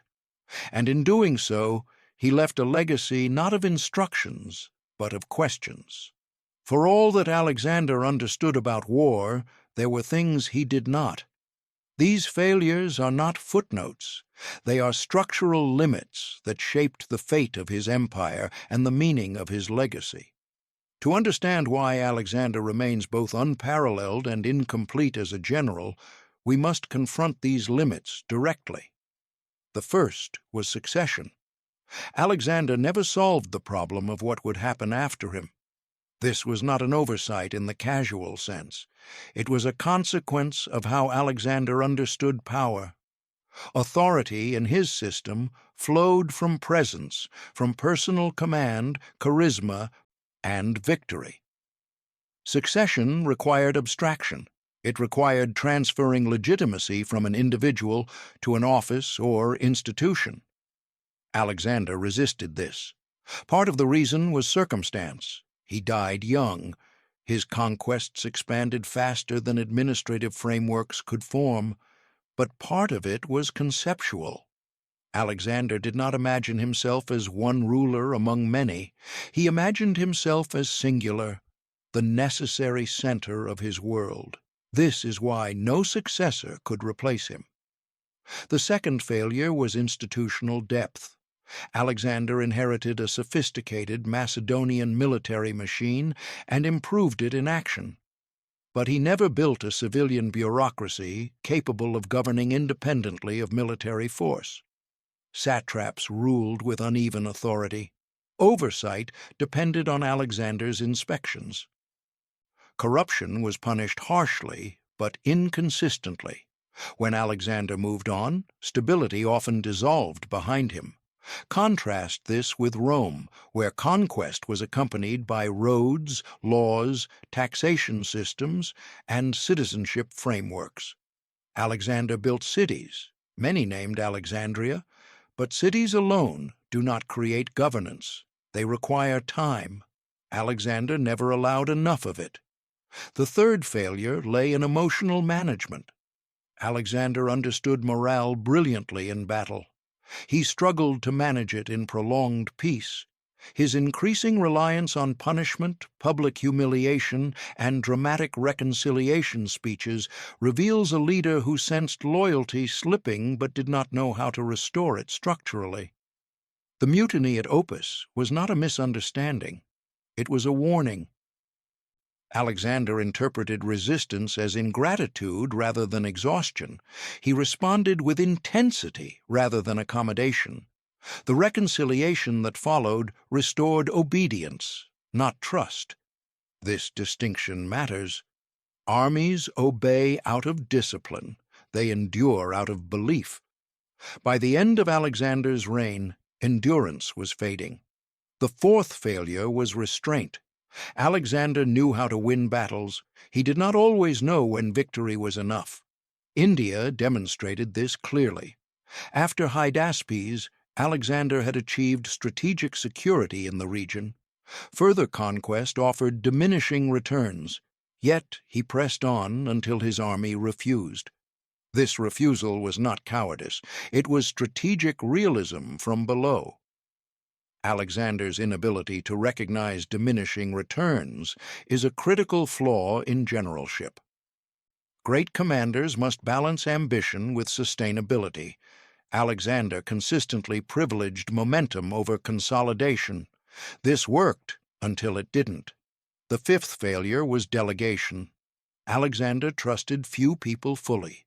Many capable commanders were executed, alienated, or sidelined over the course of the campaign. Some were guilty of conspiracy. Others were victims of Alexander's growing suspicion and intolerance of dissent. By narrowing his circle, Alexander increased personal control. He also increased vulnerability. When Hephaestion died, Alexander lost not just a friend, but a stabilizing influence. There was no one else with equivalent trust or authority. This concentration of power made the empire brittle. Finally, Alexander failed to separate identity from rule. He blurred the line between king and god, commander and symbol. This amplified obedience, but undermined legitimacy among those who rejected divine kingship. Greeks resisted proskynesis. Macedonians bristled at Persian court ritual. Persians, meanwhile, saw Alexander as incomplete, a foreigner adopting customs selectively. Alexander belonged fully to no tradition. This made him unique. It also made his rule fragile. These failures matter because they explain why Alexander's empire collapsed so quickly and violently after his death. The wars of the Diadochi were not accidents. They were the logical consequence of a system built around a single, irreplaceable individual. Does this negate Alexander's greatness as a general? Not necessarily. It clarifies its nature. Alexander was not a general who created stability through victory. He was a general who pushed victory to its furthest extreme. In doing so, he revealed the boundaries of what military genius alone can accomplish. His failures are instructive precisely because they emerged from his strengths. His refusal to compromise, his hunger for total command, his identification of self with conquest. These traits made him unstoppable in war and unsustainable in peace. History remembers Alexander because he achieved the impossible. History questions Alexander because the impossible did not last, and in that tension lies his enduring significance. Almost from the moment Alexander died, history began to misunderstand him. This misunderstanding did not occur because sources were scarce. On the contrary, Alexander was one of the most written about figures of antiquity. Greek, Roman, Persian, Jewish, Christian, and Islamic traditions all preserved versions of his life. What changed was not the quantity of material, but the purpose for which it was used. Alexander became useful.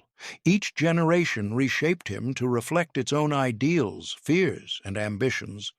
In the process, the man who lived between 356 and 323 BCE was gradually replaced by symbols, heroic, monstrous, divine, tragic, depending on the needs of the storyteller.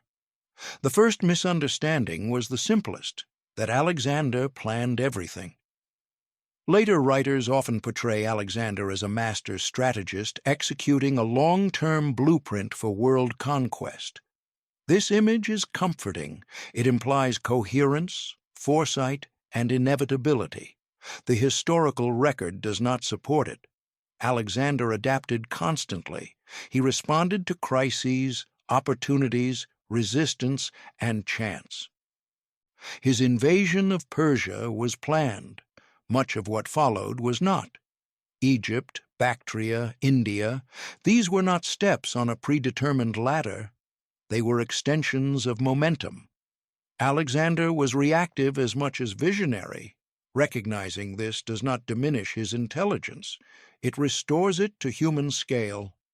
He succeeded not because he foresaw everything, but because he responded faster and more decisively than anyone else. The second misunderstanding concerns Alexander's supposed benevolence. Modern narratives often cast him as an enlightened conqueror, spreading Greek culture peacefully across the East. This idea owes much to later Hellenistic propaganda and Enlightenment-era romanticism. The reality was harsher. Alexander destroyed cities, He enslaved populations. He used terror deliberately. Tyre, Gaza, and Thebes were not aberrations. They were strategic warnings. Cultural fusion followed conquest, not consent. Hellenization was uneven, resisted, and often imposed through elite cooperation rather than popular embrace. Alexander did not create a multicultural utopia. He created a power structure that benefited those who aligned with him. The third misunderstanding is the idea that Alexander's personal flaws caused his empire's collapse. This interpretation is tempting. It reduces history to psychology. It frames Alexander's drinking, temper, and ambition as fatal character defects. But empires collapse for structural reasons. Alexander's empire was too large, too new, and too centralized to survive the sudden removal of its creator. Even a more restrained, sober, or cautious Alexander would have faced the same fundamental challenge: how to govern a vast, diverse world without modern institutions. Blaming personality oversimplifies reality. The fourth misunderstanding is that Alexander was unique only because of genius. Genius matters. But Alexander's success also depended on context. He inherited Philip's military reforms. He faced a Persian empire weakened by internal divisions and overextension. He fought in a world with outstanding professional armies outside Macedonia. This does not diminish Alexander. It explains why his achievements were possible. Later, generals could not replicate his success because the world changed. States learned. Armies adapted. Institutions hardened. Alexander's era allowed a singular convergence of opportunity and talent. The fifth misunderstanding is perhaps the most persistent: that Alexander should be judged by modern standards of morality or governance. This is a mistake. Alexander lived in a world where conquest was normal, slavery ubiquitous, and legitimacy rooted in force and divine favor. To condemn or praise him based on modern values obscures more than it reveals. The question is not whether Alexander was good, it is whether he was effective. And effective at what? This leads to the final and most consequential misunderstanding: that Alexander's greatness lies solely in his victories. In truth, Alexander's enduring importance lies in what his career revealed. He showed that personal leadership could reshape the world faster than institutions. He showed that momentum could overwhelm tradition. He also showed that systems built entirely around individuals collapse when those individuals disappear. Later generations learned selectively from Alexander. They admired his speed, his audacity, his courage. They often ignored his limits. Napoleon emulated his campaigns but sought institutions. Caesar studied his leadership but focused on political integration. Modern military academies teach his battles while cautioning against his overreach. Alexander became a mirror. Each generation saw what it wanted: hero, tyrant, visionary, warning. Understanding Alexander requires resisting all these simplifications. He was neither god nor monster. He was a human commander who reached the extreme edge of what human command could achieve in his world, and in doing so, he left behind not answers, but a problem, one that every later empire, general, and ruler would confront in their own way. By the time we ask whether Alexander the Great was the greatest general in history, the question itself has changed. It no longer sounds like a challenge to be answered decisively, but like an invitation to reflect on what greatest can reasonably mean. Alexander's career resists final judgment because it sits at the boundary between achievement and excess, brilliance and fragility, success and unfinished consequence. Any reckoning must begin by accepting that Alexander cannot be measured by a single metric. He forces us to confront the limits of comparison itself. If we begin with battlefield performance alone, the case for Alexander is overwhelming. He never lost a battle, not once.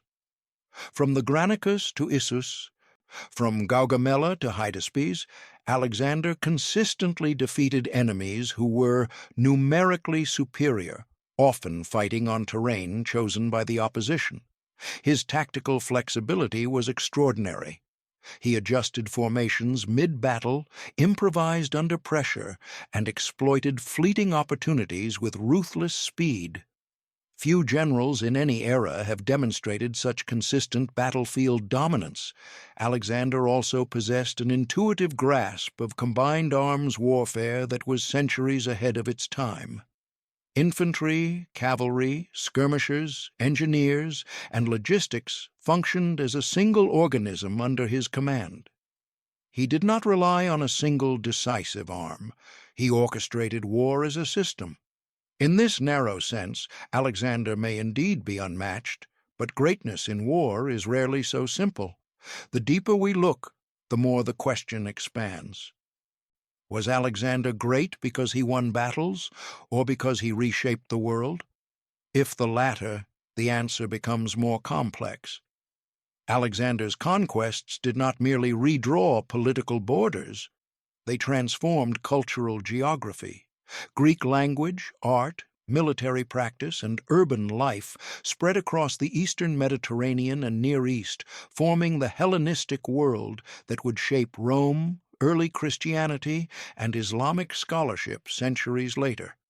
This influence outlived Alexander by generations, yet this cultural legacy was not the product of deliberate planning.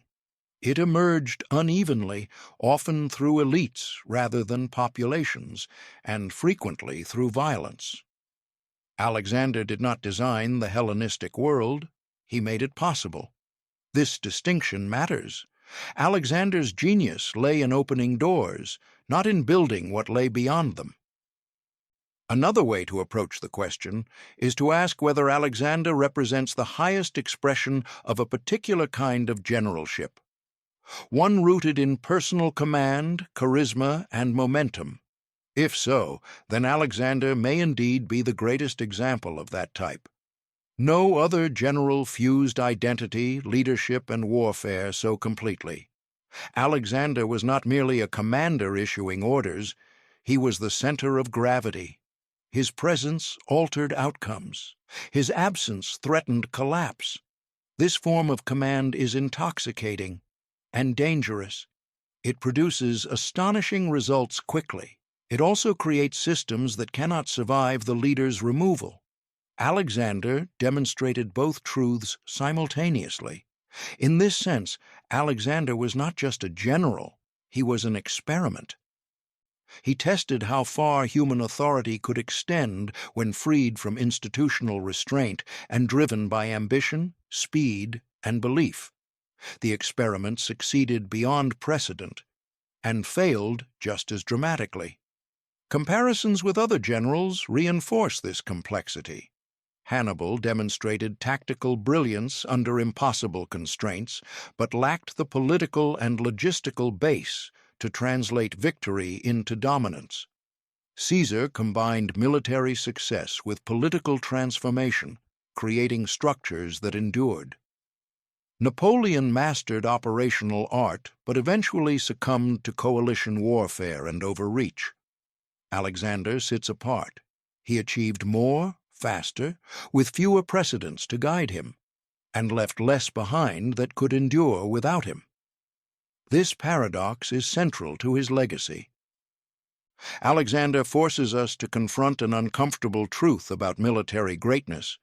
The qualities that enable extraordinary conquest are often the same qualities that undermine long-term stability.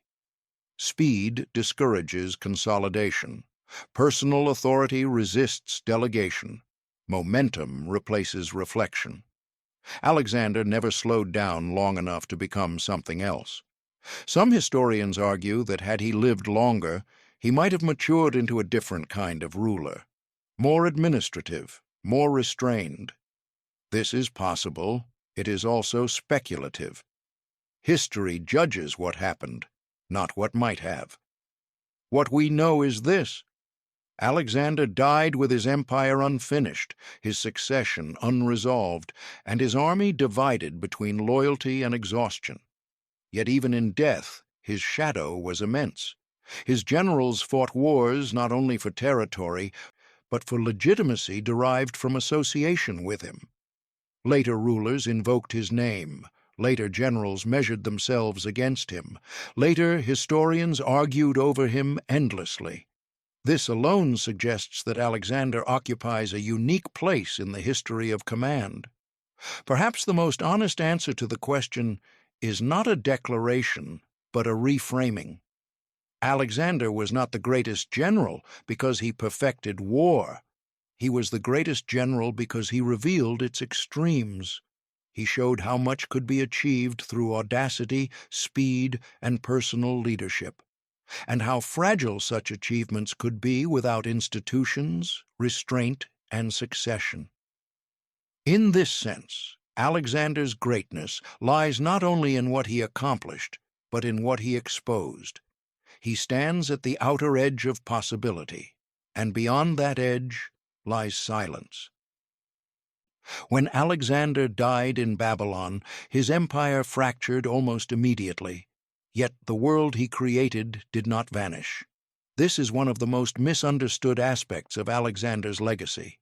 The political unity he forged collapsed with stunning speed, but the cultural, military, and intellectual consequences of his conquests endured for centuries. The aftermath of Alexander's campaigns was not a clean ending, but a slow diffusion, a reshaping of the ancient world so gradual that its origins were often forgotten. Alexander did not leave behind a stable empire. He left behind a transformed environment. The Hellenistic kingdoms that emerged from the wars of the Diadochi were born of violence, but they inherited a shared framework. Greek became the language of administration and commerce across vast regions. Cities founded or refounded by Alexander and his successors, Alexandria in Egypt foremost among them, became centers of learning, trade, and cultural exchange. This world was neither purely Greek nor purely Eastern. It was hybrid.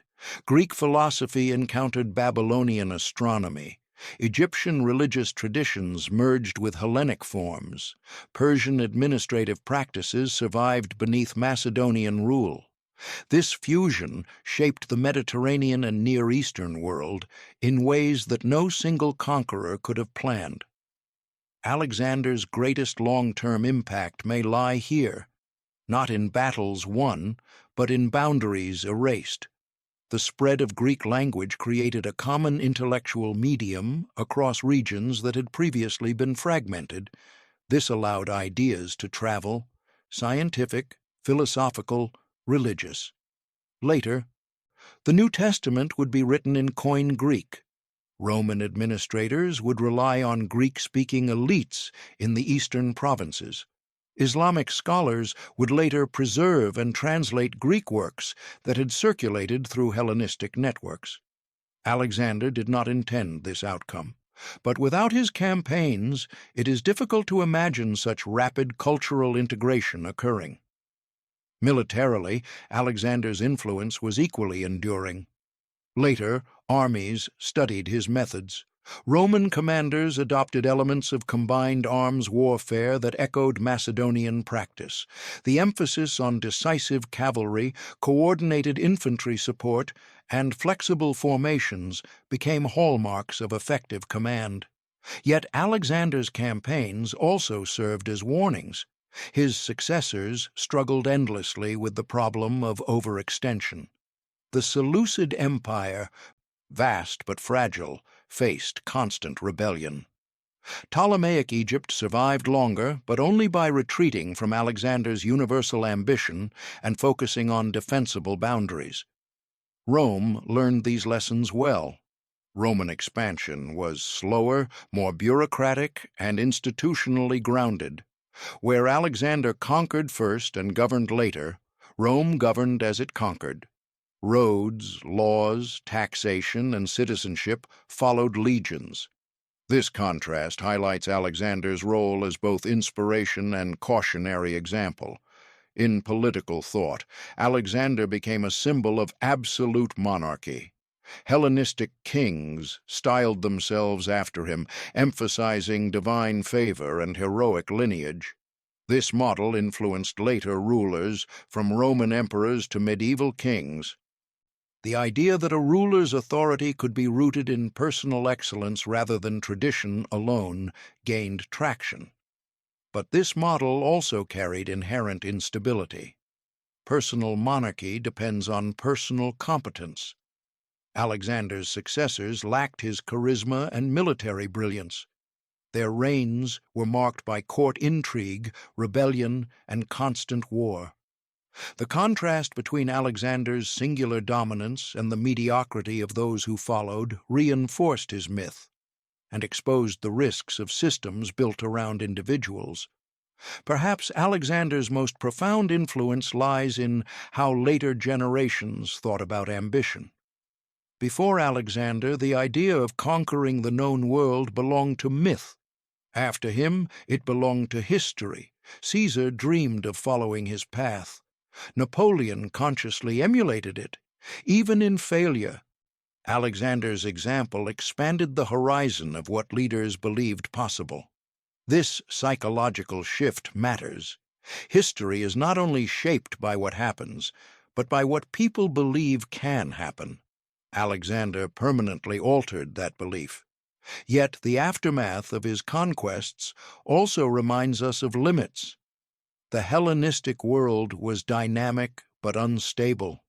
It produced extraordinary achievements in science, art, and philosophy, but it also remained politically fractured, vulnerable to external conquest. Rome eventually absorbed it. In this sense, Alexander's world was transitional, a bridge between ancient imperial systems and the Roman-dominated Mediterranean that followed. Alexander did not found a lasting order. He accelerated history. He compressed centuries of cultural exchange into a single lifetime of conquest, leaving others to manage the consequences. This acceleration is perhaps his most distinctive contribution. Alexander's campaigns forced cultures into contact, conflict, and synthesis faster than any previous event. The shockwaves traveled far beyond the battlefield, shaping identities, institutions, and ideas long after the armies moved on. The quiet aftermath of Alexander's career reveals a truth often missed in discussions of military greatness. Victory does not end history, it transforms it. Alexander's world shaped ours not because it endured unchanged, but because it forced adaptation. The political failures of his empire taught later states how not to rule. The cultural successes of his conquests demonstrated the power of exchange. Alexander remains relevant not because he offers a model to copy, but because he represents a moment when the scale of human ambition outpaced the structures meant to contain it. And in that imbalance, the modern world was born. More than 2,000 years after his death, Alexander the Great remains strangely present. His armies are gone. His empire vanished almost immediately. The political systems he created collapsed into fragments that were later absorbed by other powers. And yet Alexander continues to appear. In military academies, in political rhetoric, in popular culture, and in the quiet assumptions that shape how power, leadership, and ambition are understood. This persistence is not accidental. Alexander matters because he represents a recurring human question. How much can one individual change the world through force of will alone? Modern states are built on institutions, laws, and bureaucracies that deliberately limit the influence of any single person. Yet, fascination with singular leadership has not disappeared. From revolutionary generals to charismatic political leaders, the belief that one extraordinary figure can redirect history remains powerful. Alexander is the archetype of that belief. In military education, Alexander's campaigns are still studied not because they offer simple lessons, but because they resist simplification. Cadets examine Issus and Gaugamela to understand maneuver warfare, the use of terrain, and the integration of arms. But they also study Alexander's later campaigns to confront the limits of operational success. He appears in syllabi not as a model to imitate uncritically, but as a case study in extremes. Modern generals operate in environments defined by technology, intelligence networks, and civilian oversight, conditions alien to Alexander. Yet the human dimensions of command remain familiar.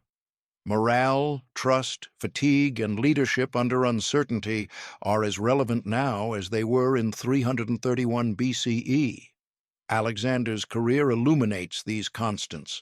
He shows how morale can collapse an enemy faster than force. He shows how speed can overwhelm planning. He also shows how exhaustion, resentment, and cultural misunderstanding can undermine even the most successful campaigns. In political discourse, Alexander often appears as a warning, sometimes consciously, sometimes not. Leaders who attempt rapid expansion, ideological imposition, or personal rule without institutional depth frequently encounter what might be called the Alexander problem. Initial success gives way to overextension. Control becomes dependent on presence. Succession becomes unstable. Collapse follows departure. History offers many examples of this pattern. Alexander's story endures because it reveals a structural truth. Power concentrated in individuals achieves spectacular results quickly, but struggles to endure. This lesson resonates in the modern world precisely because institutions remain imperfect. The temptation to bypass them through charismatic authority is constant. Alexander's life demonstrates both the appeal and the cost of that temptation. Culturally, Alexander's legacy is equally complex.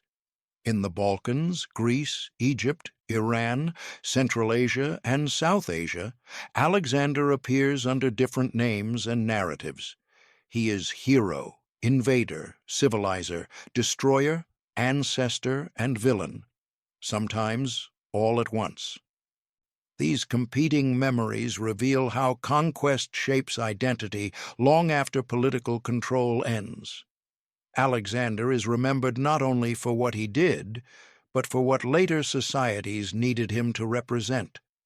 This fluidity matters in a globalized world still grappling with the legacy of empire. Alexander forces modern audiences to confront uncomfortable questions about cultural exchange. Was Hellenization enrichment or erasure? Was conquest a catalyst for connection or domination? The answers are not singular. They depend on perspective. Alexander's world reminds us that globalization is not new, and that it has always been uneven, violent, and contested. Perhaps most importantly, Alexander still matters because he challenges the modern tendency to reduce leadership to systems alone. Institutions matter enormously. But Alexander demonstrates that individuals still matter too, not as isolated heroes, but as catalysts.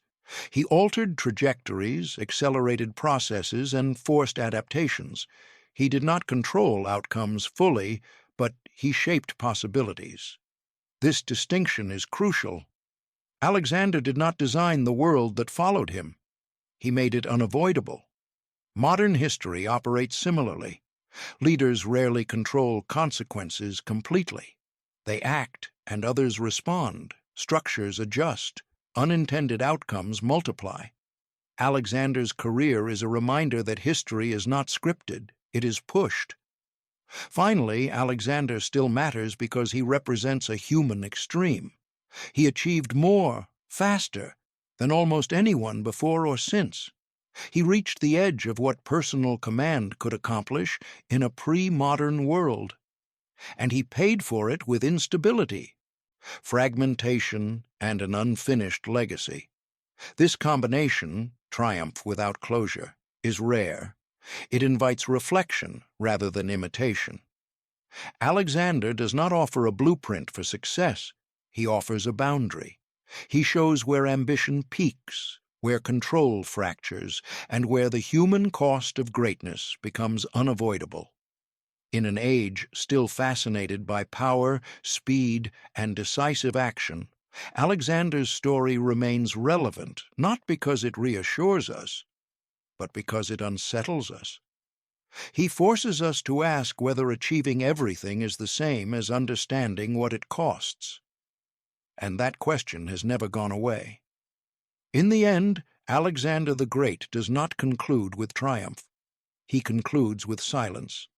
Not the silence of forgotten history, but the quieter, more unsettling silence that follows when extraordinary momentum finally stops. When Alexander died in Babylon, the world did not collapse overnight. Cities did not immediately burn. Armies did not instantly disband.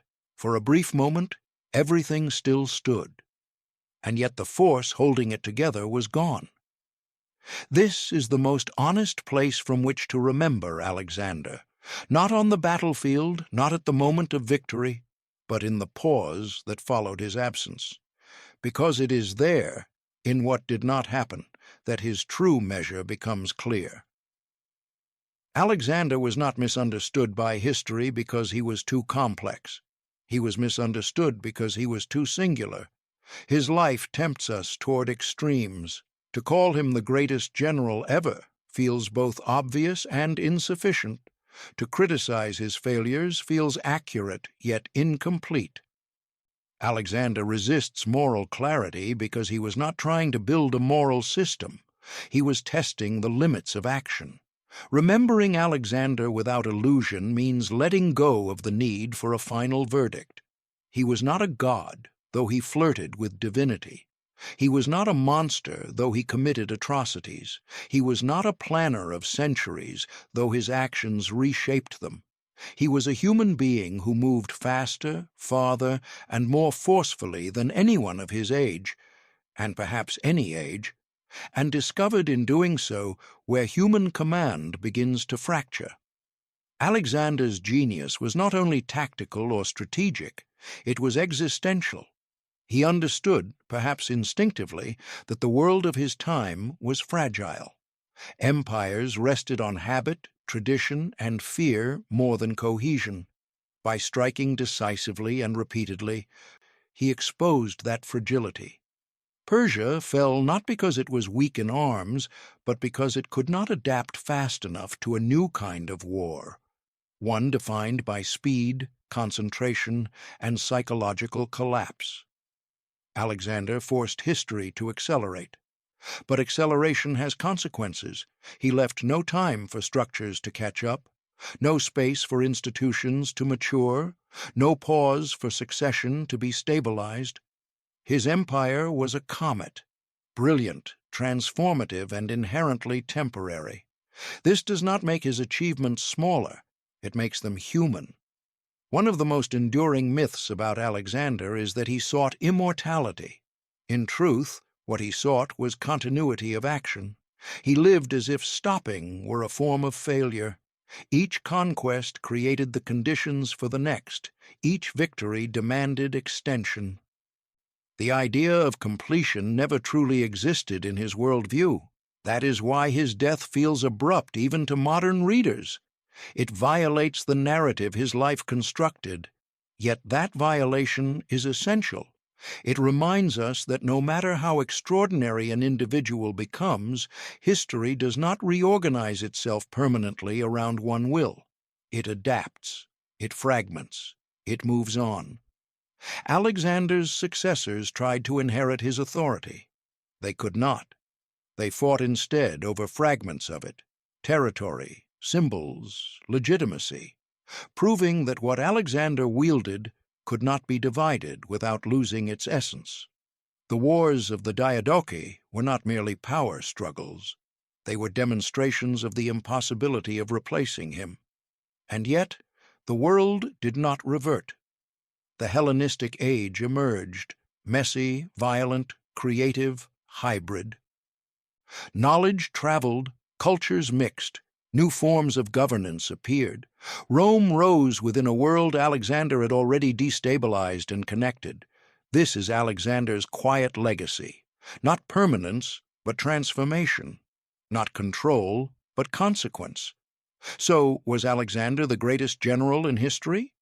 The most responsible answer is this: Alexander was the greatest general at revealing what a general could be. He showed how far battlefield mastery, personal leadership, and relentless momentum could carry a single individual. He also showed what those qualities could not do alone. They could not create lasting order without restraint, institutions, and succession. Alexander does not offer a lesson to imitate. He offers a horizon to contemplate. To remember Alexander without illusion is to resist both worship and dismissal. It is to see him as a boundary figure, standing at the outer edge of human ambition, where success becomes indistinguishable from excess and achievement from instability. He matters not because he solved history's problems. He matters because he exposed them.